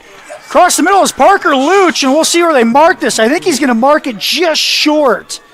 Oh, man, he needed the 45, and they're going to mark him short by inches. And again there, the Royals sideline official was about a yard farther than what the West Hancock one was. And now you just go under center and try to sneak this thing if you can, or go on a hard count. Maybe go on a hard count. You got the play clock at 15, the game clock a second behind it, and here they come. 4th and inches, ball at the 44. They do have to snap it. Here's the give. Mulder has it, and he is stopped short. And West Hancock blitzes right up the middle, and Mulder is going to be stopped just short of the 1st down. They're going to mark him a full yard short. I don't know if that's correct, but the end of the 3rd quarter, and West Hancock comes up with a 4th down stop. They'll have it 1st and 10 at the MMCRU 44 as we move ahead to the 4th quarter. We'll be back right after this here on FDS. Meet Jordan Marks. From his butcher block to your table, Jordan's Meat Market in Marcus is a cut above for custom meat processing and retail meats. Following in his great-grandfather's footsteps, Jordan built the market from the ground up, processing beef, hogs, sheep, and deer. They're open Monday through Saturday. Stop in and follow them on Facebook for specials at Jordan's Meat Market in Marcus. Mike's Construction of Marcus is a second-generation general contractor who is a proud supporter of MMCRU, Royal Athletics, and academics. Mike's Construction can help build your dream home from the groundwork, starting with the foundation, to the detailed finish work on the inside. Take a minute to like Mike's Construction on Facebook and see some of the awesome work they have done, and keep them in mind for your next in-house project. Mike's Construction of Marcus. Go Royals! Back here for the start of the fourth quarter, and the number one ranked West Hancock Eagles are going to have it 1st and 10 at the Royals 44 after a big defensive stop on 4th and inches.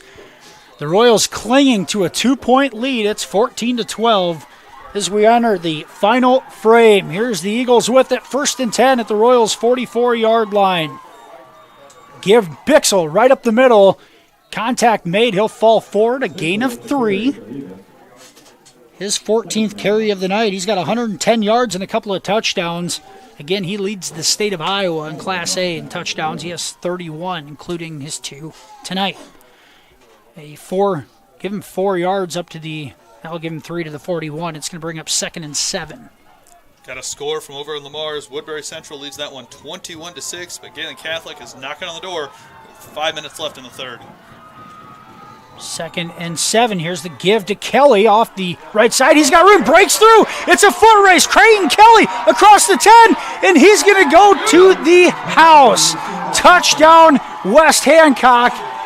And the Eagles have their first lead of the night at the 11-17 mark of the fourth quarter.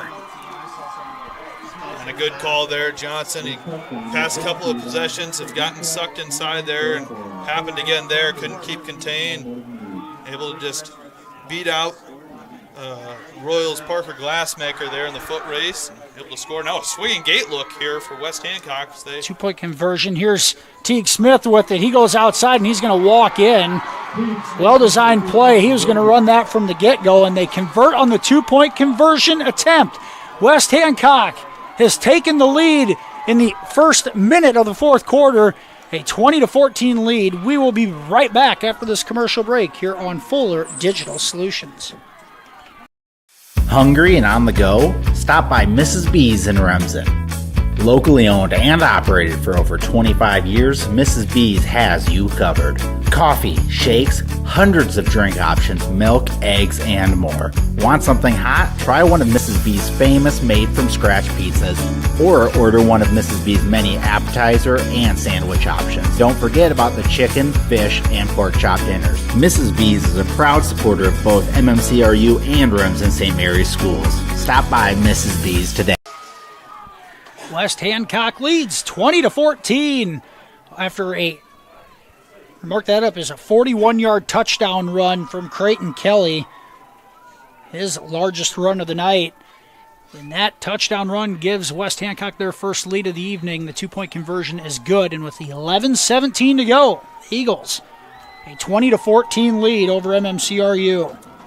It's not panic time here for Coach Oswald and MMCRU. You've been able to march the ball all game. Just got to keep doing what you're doing offensively. This squib kick, and Hicks is just going to fall on it at the 22. And the momentum has clearly shifted. The Eagles fans in front of us making some noise, but if you're going to win one of these big games, you got to face some adversity. And so far, everything that's been thrown at MMCRU, they've responded well tonight. And here's an opportunity for you to drive 78 yards and take the lead right back and do it in a lengthy drive as well. This offense very capable of it. With the 11-17 to go, it's 1st and 10 at their own 22-yard line. 3 receivers left. Here's Johnson in motion. Harpenaugh looks to throw. He wants to go deep. Now he will on a late throw across the middle. It's caught! Gage Johnson with the catch across the 40-yard line. And on first down, Eli Harpenaugh finds Johnson in the soft spot of that zone, and a 19-yard gain for the Royals' first down. Yeah, the safety just kept backing up. Number 17, Jamsgard, he just keeps backing up. Johnson understands that he's going to keep dropping, just settles down in the soft area, and able to get wide open, first down.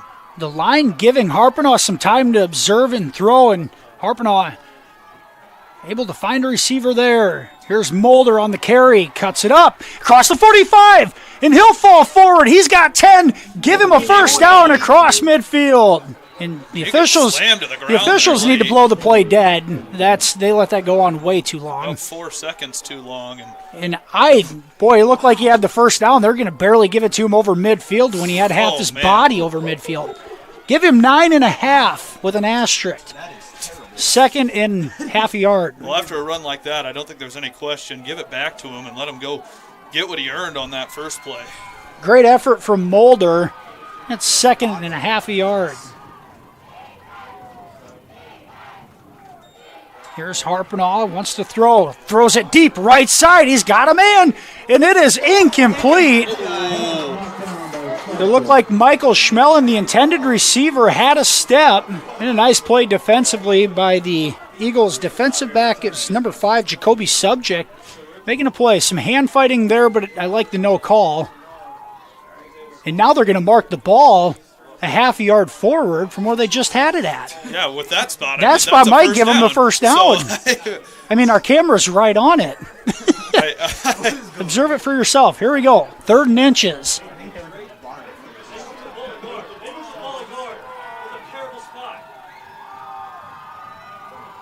Here's Harpinaugh. Pitches outside to Mulder. He's going to have the first down, no question. And he'll cross the 45 and go out of bounds. Yeah, I mean, a play like that, it settles any frustration about the ball spot on the last play. Goes and picks up 9 and a nice first down. That a gain of 7 for Mulder. He's up to 93 yards rushing on the night on 21 carries.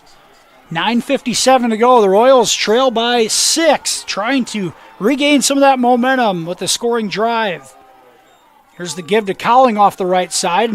He'll cut it up. Cowling has the first down up the sideline, still going. And he'll be taken down, but not until he takes it all the way to the 20-yard line. And that a gain of 23 yards for senior Jace Cowling. That's the 3rd time they've ran that, and the 3rd time Brayson Mulder has ended up with a pancake block on that outside linebacker. Just lays the wood there as that running back gets out to lead block. Royals looking to score here as they approach the red zone. 1st and 10, ball at the Eagles' 20-yard line. This is a 2nd round game. It has the feels to something bigger than that. Mulder gets the carry, not much there. He might have gotten a couple, and that's it. Yeah, definitely something bigger than that. 2 dome caliber teams facing off here in the 2nd round. West Hancock, a storied tradition of being there. And MMCRU, last time they've smelled the dome was back in the MMC Eagle days in 2015 with Coach Oswald in 8-man. A win tonight would advance the Royals the furthest they've ever made it in school history, surpassing last season's finish. 2nd and 8. Johnson in motion. Here's an option left side. Harpinaugh is going to keep it the whole way. Loses the football. It's still loose. It's bouncing around, and I think the Eagles have it. They do. West Hancock jumps on it at the 12-yard line, and it's the 2nd turnover of the night for MMCRU. Both putting it on the ground, and the Eagles come up with another defensive stop with the Royals having them on their heels. Good play call. Harpinaugh again, one of those younger players. He's put the ball on the ground a couple of times this year, and an inopportune time to do it there. With 8:38 to go, the Eagles a 20-14 lead in with the ball. 1st and 10 at their own 12. Here's the give off the left side. Has some room as Creighton Kelly. It's a foot race up the sideline. Cowling's going to chase him down, knock him out of bounds, but a huge gain for Kelly all the way down to the Royals' 37-yard line. Once again, not a great spot there, but a huge run for Kelly along that left side, and once again the Royals lose containment defensively. That a gain of 51. They're right back to the line of scrimmage after it. Here's the give off the left side. West Hancock got away with another hold there. Number 9, Gunnar Faust. That time Johnson turns him in, and Prescott able to make the tackle after a gain of about 3 at the ball marked at the 34-yard line. Now the Royals on their heels. You got to come up with a stop. You got to get a push up front and force the Eagles into longer downs to go. It's 2nd and 7, an opportunity to win second down here. Bixel with it. Right side, he's got room across the 30, and they will mark that pretty. Bixel's going to be short of the first down, but they Royals players going to give cramping him up. 6. 2 players cramping up right next to each other, one for MMCRU and one for West Hancock. You don't see that very often. Guess you lay down and have a conversation about the game. 7:40 to go in the contest. We're going to take an injury timeout. We'll be back right after this on Fuller Digital Solutions. Our students are very prepared to take care of patients at clinical and within the simulation department. They're also very prepared once they've graduated to go out as a novice nurse and take care of patients within their employment. In the end, it takes all of us to help our communities out, and whether that's on a volunteer basis or on a career field, our communities need you as an EMT or a paramedic, and you can get started with that path right here at NCC right now. The Ramsden Farmers Co-op has been serving you for over a century. They are a full-service co-op providing area livestock producers with Land O'Lakes and Kent feed. And take advantage of their full-service agronomy center for all your crop production needs to maximize your yield. They also buy and sell grain and offer grain drying. Ramsden Farmers Co-op with years of experience and ready for the future. Back here after the injury timeout, it was the Eagles' Brady Bixel and the Royals' Carver Miller both down, both able to get up and walk off under their own power with 7:40 to go in the contest. The Eagles a 6-point lead, and they have it 3rd and a long 1 at the 28-yard line. Both sides making a lot of noise here. A key 3rd down. Gomez going to get the carry left side, first down, and he's still going, and he'll dive forward to the 20-yard line. And on 3rd and 1, it's Gustavo Gomez, a gain of, give him 6 to the 21-yard line. And they say there's holding on every play, but that one, Grant Prescott again, just grabbed and thrown to the ground by a pulling guard. It's been about 7 or 8 plays now that we've talked about. Well, the Eagles got a good push on that left side of the line of scrimmage, and now Gomez, the middle back here again. Now on the end around is Smith, and he's tripped up in the backfield. Gage Johnson, a nice ankle tackle to save a big gain. And Smith loses a yard on the play. Boy, that could have went to the house if Johnson doesn't hold on there. Bring up 2nd and 11 at the 22. Clock down to 6:40. They're going to take their sweet time. The Royals defense has to come up with a stop here in a 6-point ball game. Give to Bixel. Nope, it's Kelly off the right side. Nowhere to go. And the Royals defense, another nice play. There's Johnson again. Johnson and Glassmaker combining for a big tackle, and now the Royals sideline and fans on their feet trying to make some noise for a big 3rd down and 10. Definitely 4-down territory here for West Hancock. Clock running at 6:05. The Royals defense needs a stop here. 3rd and 10 at the 21. Here's the give. Bixel cuts it, or Kelly cuts it up quickly. And on 3rd and 10, he's going to pick up a gain of 9 yards. It's going to be 4th and a long 1, but just how the Eagles won it. A successful run, putting them in a 4th and short.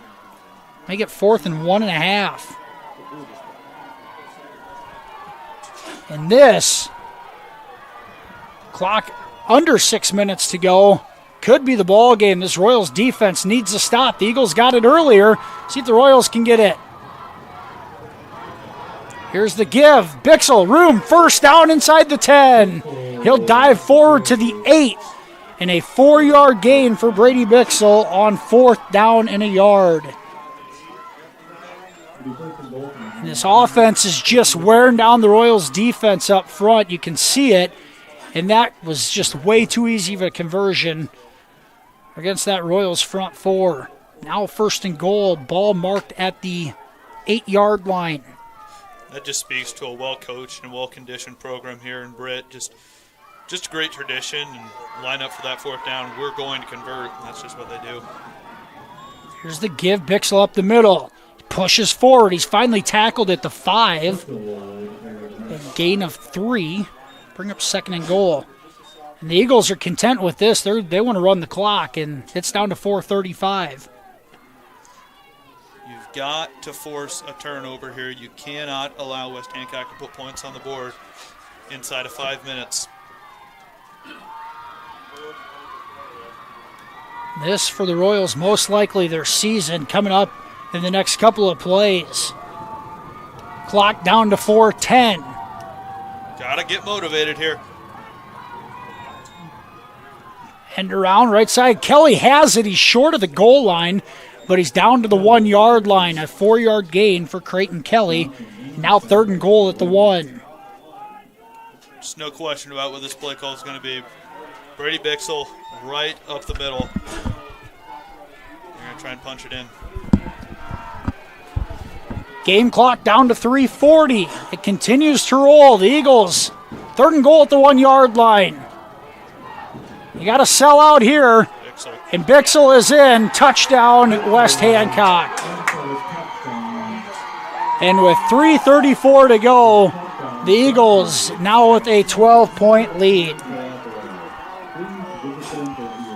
Just a tough situation to find yourself in. West Hancock's just going to ground and pound in that situation. They get down inside your 20. And another touchdown for Bixel to add to his outstanding season.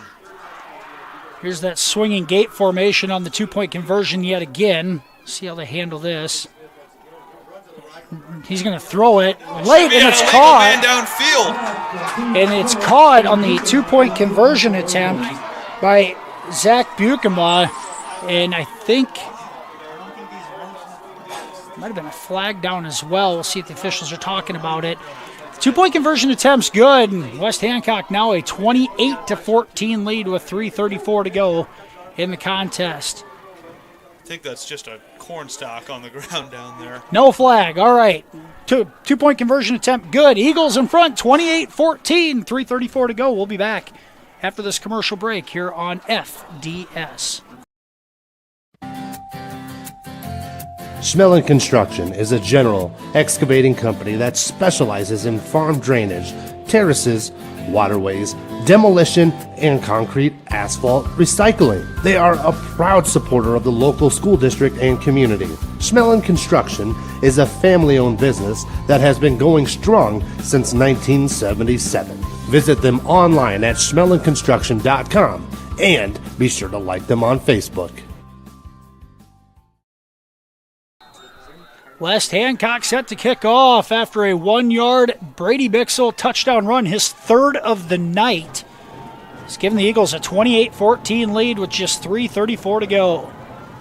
There's Bukema to kick off, and he kicks a low liner. Coming up to field it is Tatum Hicks. Makes a couple guys miss, trying to hit the home run, and now he is going to be tackled at the 33. Hicks is shifty. The containment was there, and it'll give the Royals a 1st and 10 at their own 32-yard line. And we've seen them strike quickly at the end of the first half. They're going to have to do it again here with just 3.5 minutes to go. I think that's the one thing at the Royals' advantage is they are going with the wind now, and it's still blowing pretty steadily. See them air it out here as they go empty backfield. This is going to be on the shoulders of sophomore quarterback Eli Harpinaugh. He throws it short to Mulder. Mulder is going to get a block and have the 1st down, but they're going to come back a flag down behind the play, and they're going to call a they're going to call block in the back, and the Royal that is called on is down with cramps as well. The penalty is going to bring that back 10 yards. Just a tough situation. You kind of got to put yourself in a position just to set a screen and not make contact and expect Mulder to try and cut it up behind you, but instead just shoves the defender from behind.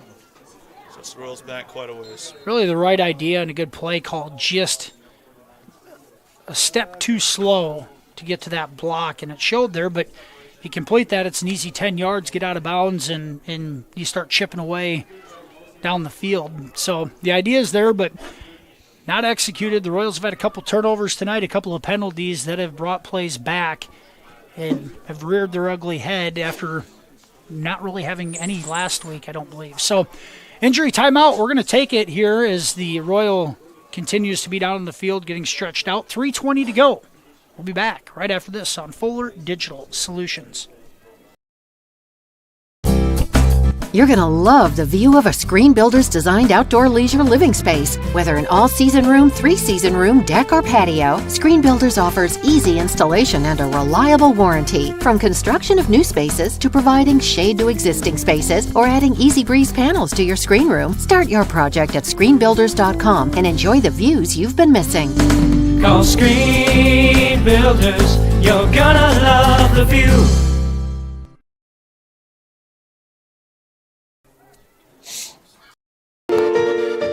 What do you believe Cherokee County stands for, and what each citizen within represents? I'm Shane Belfi, and I believe Cherokee County represents what most aspire to be. Hardworking, banded together in a shared vision for a better tomorrow. I've seen this in action with various projects and even in tough times, but we've always come out victorious. We have a lot to be proud of, but there's still work to be done.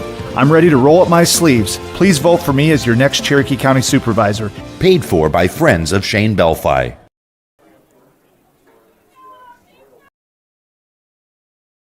United Bank of Iowa has been recognized as Iowa's #1 ag bank every year since 2004. However, they have been financing agriculture for generations. Their employees have a commitment to ag and the industry knowledge and experience you deserve. You can count on United Bank of Iowa to finance your ideas and support you every step of the way. Stop by any of the 35 locations today and talk about how they can help your operation succeed. United Bank of Iowa, member FDIC. The injured Royals player is junior Eli Schlinger. He's able to get up and walk off under the help of a couple of athletic trainer and one of the coaches. The penalty occurred, a block in the back, so the Royals will have it 1st and 20 back at their own 23-yard line. 3:20 to go. Both squads, all 3 timeouts left. 2 receivers right, 1 left for Harpenaugh. Harpenaugh looks down the middle. Now he's going to throw it down the middle. He's got a man, Blake Berinsky, on the catch across the 45 and into Eagles territory at the 49. And Harpenaugh again able to complete a pass across the middle, right in the soft spot of that zone. That one for 29 yards to Blake Berinsky. Creighton Kelly came up from behind and made him pay for it. And Royals back to the line of scrimmage in a hurry here. 3 minutes on the clock. It's hurry up offense time. Harpenaugh looks again, wants to throw. Now he keeps the play alive. He needs to get rid of it. He does to Mulder. Caught at the line of scrimmage. Brayson makes a man miss. Across the 35, across the 30 and out of bounds. Brayson Mulder breaking ankles out there. And that, a completion for 20 more. That time, Mulder put Kelly on skates. Made him pay for that big hit he put on his buddy Berinsky. And just like that, another first down, 2:49 on the clock. That one a 21-yard gain down to the Eagles' 28. 2:49 to go. The Royals have gotten a couple of chunk plays through the air. Harpenaugh looks. Now he'll throw to the corner. He's got a man open. It's caught. And out of bounds is Parker Luch. Luch tried to get his feet down. I think he just lost track of where he was at on the field. But Harpenaugh, a very good read there. Just couldn't come up with the completion. 2:42 to go. West Hancock consistently rushing 4 here, and the Royals offensive line giving Harpenaugh time inside the pocket. The Eagles in a 4-man front. The linebackers playing about 5 yards off the line of scrimmage. In a soft zone. Harpenaugh looking. Now he's going to scramble to his right, and he can take off with it. He will, and he'll pick up a couple before going out of bounds. Smart decision there from Harpenaugh. Can't turn the football over. Once again, the Royals offensive line doing a pretty good job of giving Harpenaugh plenty of time. It's easier said than done, but they've given him time for the majority of the night. And the sophomore quarterback has been able to make plays. That time he picks up 3 yards on the ground. It's 3rd and 7. Ball at the 25-yard line. 2:34 to go. Harpenaugh looks. Here comes a blitz. Gets rid of it in the middle of the field. It's a jump ball. Caught! Touchdown! We'll see. Where's it marked? It is! Touchdown! MMCRU. The Royals respond on a 25-yard pass reception by Michael Peterson. That was quick, and they needed it. Peterson goes up, 3 men around him. High points that ball, comes down in the end zone. A big extra point look here. Make this a 7-point game. 2:26 to go, 28-20, and Gage Johnson on for the extra point attempt. The Royals able to go 67 yards even after a penalty on the first play of the drive. Johnson's extra point is up and good. Johnson right down the tube. It's 28-21. Eagles in front, 2:26 to go. We'll be back after this commercial break here on FDS.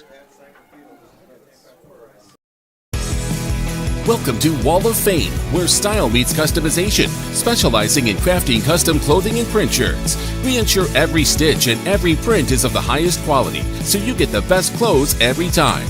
We're here for all your promotion needs, and the best part, our process is seamless. Simply share your designs with us and we'll handle the rest. Get custom clothes for the best price. Wall of Fame, not just embroidery.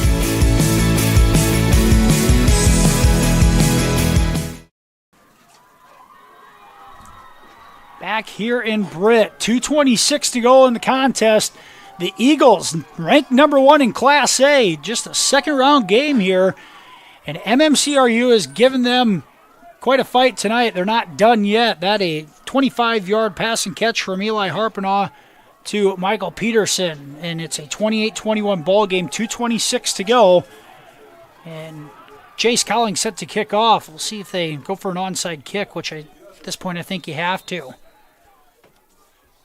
Both squads, all 3 timeouts remaining. Colling hits it, and the ball is loose. I think it's recovered.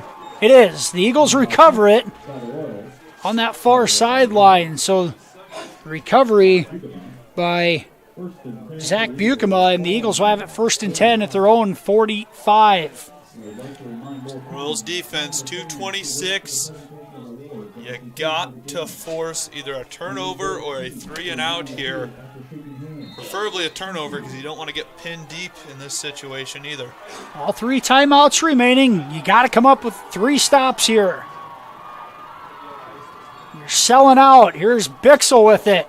Bixel's got room. He's got a first down across midfield to the Royals 45. And Brady Bixel picks up 10 yards on first down, and that's going to move the sticks. And again, the Royals side judge is a yard farther back than what West Hancock's one was. Now they'll move the chains. Score update from over in Lamar's. Woodbury Central up 21-12 with 2 minutes left. Galen Catholic has the football, trying to mount a comeback there. The Eagles going to their, just as well call him an all-state running back, in Brady Bixel. Going to the bread and butter to try to finish this one out. 1st and 10 at the Royals 45. 2 minutes to go. Clock running. Here's the give. Bixel again cuts it up quickly and picks up 3 yards to the 42. A timeout by the Royals. That the 20th carry of the night for Bixel unofficially for 137 yards and 3 scores. Timeout Royals, 1:52 to go in the contest. We'll be back right after this on FDS. next level internet leads to a next level experience. So up your game with Westel Systems Fiber Internet. With internet speeds up to 1 gigabyte per second, you can stream videos and play games without the annoyances of bufferings or delays. Westel goes above and beyond to make their customers' experience as hassle-free as possible, with exceptional 24/7 technical support and a reliable network so you can relax and do the things you enjoy. Explore what Westel has to offer at westelsystems.com. Get more out of your money and see what Westel Systems can do for you. West Hancock with the ball. It'd be 2nd and 7 at the Royals' 42-yard line. 1:52 to go, and the Eagles a 28-21 lead, trying to shut the door and advance to next week's quarterfinals. The Royals clinching onto their season here with the skin of their teeth. They got to come up with a defensive stop. Down to their last chance. The Royals use their first timeout to stop the clock there. Here's the Eagles with it, 2nd and 7. Bixel, nope, it's Creighton Kelly who's had the hot hand, and he's stopped in the backfield. And it's Michael Peterson pushing his blocker right into him. And now Coach Kyle Oswald on the field hollering at the official. He wanted a timeout right away, and the clock continues to run as it just took another second off. Right now it's at 1:41. I think Coach Oswald wants that thing set back, and I have no idea where it should be, but it ran a couple extra seconds there for sure. No gain on the play. Royals timeout. It'll be 3rd and 7 upcoming. The officials are going to talk about the clock. We'll be back after this commercial break here on FDS.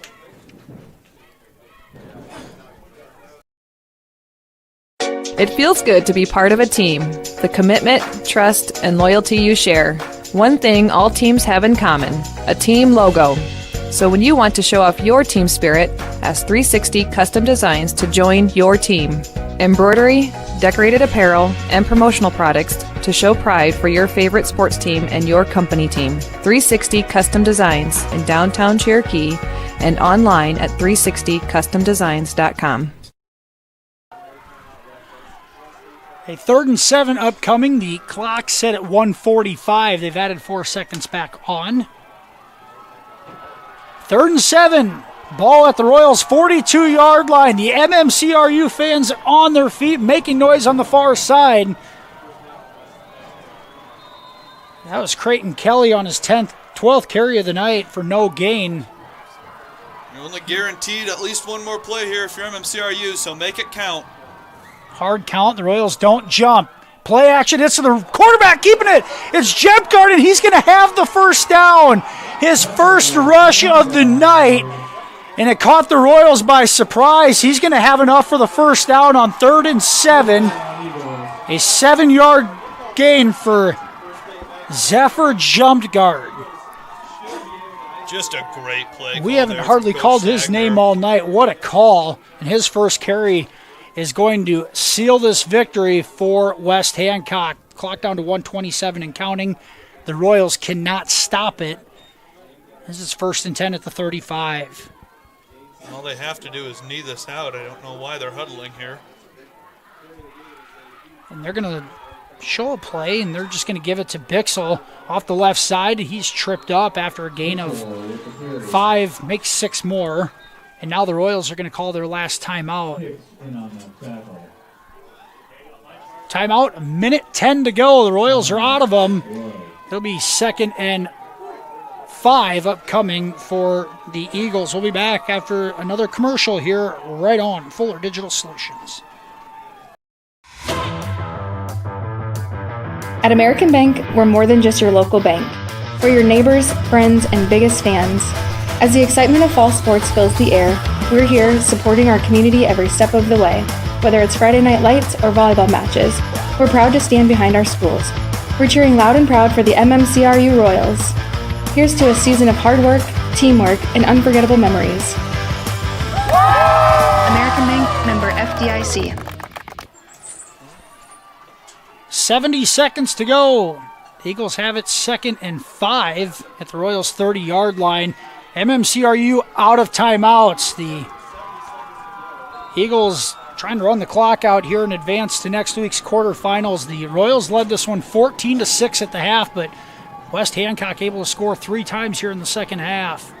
There's a power formation, 3 backs, 3 down backs, and they will take a knee.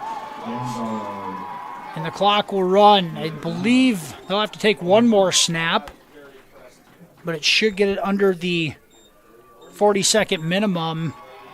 One more knee should do it, and the number 1 ranked Eagles are going to survive. MMCRU gave them all they wanted in this one.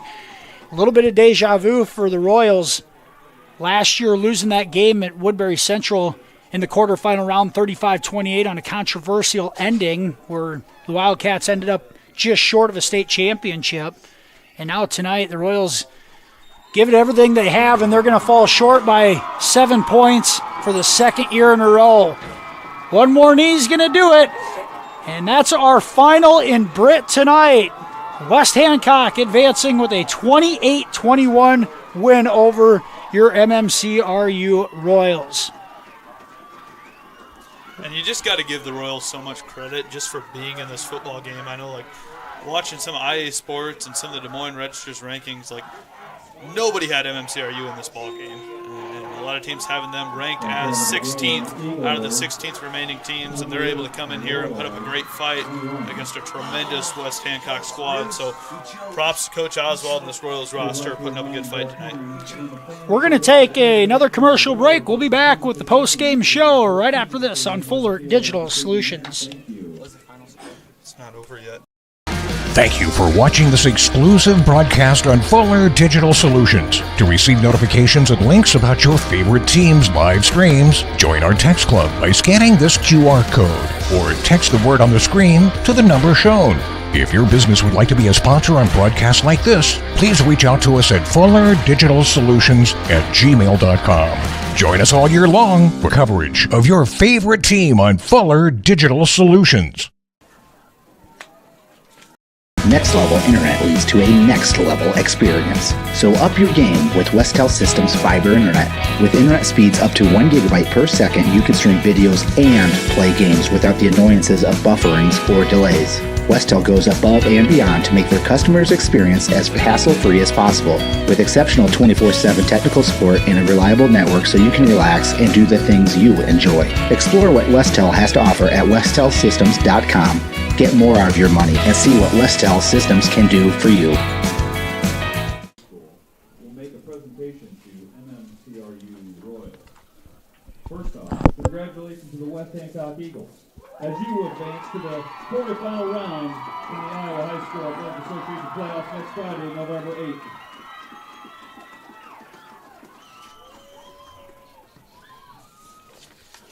Now, we honor MMCRU Royals for an outstanding season. The medals and the trophy that you are receiving are in recognition of a great season. Congratulations to Coach Kyle Oswald and making it to the playoffs.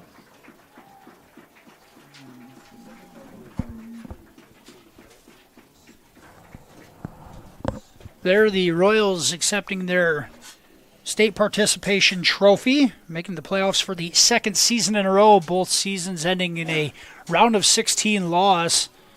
Last year, as we mentioned, to Woodbury Central, who went on to almost win a state championship, but at least went to the state championship game, and a pretty good chance that might have played one of the best teams in Class A here tonight. We'll see how the Eagles' journey fares over the next couple weeks, but another 7-point loss in the second round.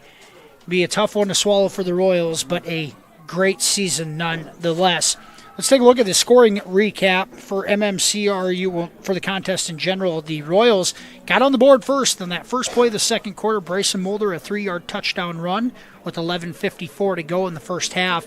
The Eagles responded on a Brady Bixel 36-yard run, making it 7-6 with just 2:12 to go before half. The Royals able to score 11 seconds to go before the half. It's Eli Harpinaw to Michael Schmellen for 25 yards out, making it 14-6 Royals at the halftime break.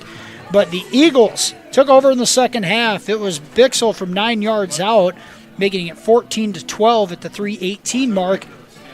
Then Creighton Kelly from 41 yards out, giving the Eagles their first lead of the night. After a successful 2-point conversion, it was 20-14. And then Bixel slammed the door shut on a 1-yard touchdown run, making it 28-14. At the time, the Royals able to score on an Eli Harpinaugh to Michael Peterson, 25-yard touchdown catch with 2:26 to go. But the Eagles' power rushing game able to run the clock out, and they advance to next week's quarterfinal round. Eli Harpinaugh unofficially tonight, 14 of 18, 211 yards and 2 touchdowns for the sophomore. The reception leaders of the Royals is Michael Peterson, 2 catches, 68 yards and a touchdown. Brayson Mulder, 4 catches, 49 yards. 2 catches, 31 yards and a touchdown for Michael Schmellen. 2 catches, 21 yards for Gage Johnson. 1 catch, 29 yards for Blake Berinsky. 2 catches, 9 yards for Jace Cowling. And 1 catch for 4 yards for Parker Luch. Yeah, Parker, I didn't have that down in my notes. Parker Luch, 1 catch for 4 yards. The ground attack led by Brayson Mulder, 22 carries on the night, 95 yards and a touchdown. John Schmellen had 4 carries for 12 yards. Eli Harpinaugh, 7 carries, 44 yards, was effective with his feet as well. Jace Cowling, 3 rushes, 35 yards. Gage Johnson, 1 carry, 1 yard to round out the Royals' rushing attack. West Hancock, once again unofficially, is Zephyr Jantgard, 1-for-1 passing for 4 yards back in the second quarter. But it's a heavy rushing attack. It was Brady Bixel, 20 carries, 137 yards and 3 touchdowns to lead the way. Creighton Kelly ended up with a touchdown on 12 carries and 120 yards. Gustavo Gomez, 4 carries, 24 yards. Tegan Smith, 7 carries, 29 yards. And it was the biggest run of the night. Zephyr Jantgard, 1 carry, 7 yards, picked up that 3rd and 7 conversion to run the clock out.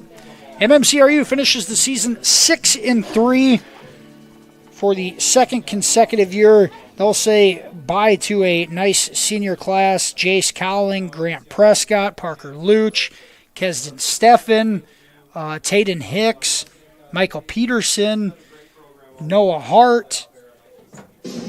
Making sure I get all of them here. Don't want to miss anybody. Carver Miller as well. A really nice senior class that's helped turn the tide for MMCRU football over the last couple of years. They'll have plenty of experience coming back next year, but what a way for the senior class. Back-to-back playoff appearances, back-to-back years with a playoff victory, and have really set the bar, elevated the bar for the program, and words can't express that right now to them, but played tough tonight, and another successful season in Marcus for the MMCRU Royals. Michael, do you have any closing thoughts you'd like to add tonight? Yeah, definitely. Yeah, I mean, you hit it right on the head there, Tim. This senior class, this is the last group of kids that I was able to play with in my last year, and that season our only victory came down in Sydney, and seeing these guys as freshmen back then, and the way they've matured and grown into just great players, great athletes, and some of them looking at playing at the next level too, and best of luck to them in that avenue. But you just got to applaud where this program was and where it is now, and that's not only due to a coaching staff that cares and puts the effort forth into equipping and training these guys to perform their best, but you got to applaud just the hard work that this team has put in the weight room and in the offseason to get to where they are now, and to compete with what I would say is one of the top probably 2 teams, maybe 3 teams in the state this year. To go off and lose by 1 score, and that is just saying something crazy about the talent and the effort of this team. And the same thing last year to get into a 1-score game in which game probably could have went to overtime against a state runner-up last year. So you got to applaud where this program's at right now and the work they've done. But just to round out a couple of scores affecting Class A and some possible teams we could see making their way into the Dome. St. Ansgar wins tonight over Wapsie Valley 18-0, a low-scoring game there in St. Ansgar. Maquoketa Valley still going on against Nashville Plainfield. They are up 38-13 in the 4th quarter. Tri-Center puts on a scoring display tonight. They win 58-13 against a good Riverside squad. Looking at ACGC and Mount Air. ACGC, another one of the best teams in Class A. They win tonight 41-14 against a really talented Mount Air squad. Galen Catholic, Woodbury Central, the game deciding who West Hancock will face in the next round, and currently that one, Woodbury Central is up 21-19, taking a few knees to close it out in Lamar's. Remsen St. Mary's wins big tonight, 42-6 over Cam. And Hinton and OABCIG just finishing up over there, as the Blackhawks currently lead at 21-14. Just one more score from Class A that I have, Lipson and Bellevue. Currently Lipson's up 49-6 in that matchup. So it looks like out of this pod, we're going to have a replay of last year's state championship game, Britt West Hancock, most likely hosting Woodbury Central over here next Friday, with the Eagles being a 1 seed and Woodbury Central being a 2 out of their district. So that's what it's looking like from this pod. Next week's quarterfinal, most likely Woodbury Central at West Hancock over here. Thank you again for joining us this fall for Royals football. It's been an absolute pleasure doing it. Big thank you to Michael for joining. That way, just get that different perspective and somebody can watch the plays a little closer. And Adam, always a great job on production with the camera and the commercials. So another great season of Royals football, another great season in the broadcast booth for us. We enjoyed doing it. And what a treat to be able to bring you a game from 2 hours and 15 minutes away here against the number 1 team in the state tonight. So for Tim Holmes, Michael Rupp, Adam Morris, we're signing off here for the last time in the MMCRU football season. We'll be back in a month for some Royals basketball. We'll see you then.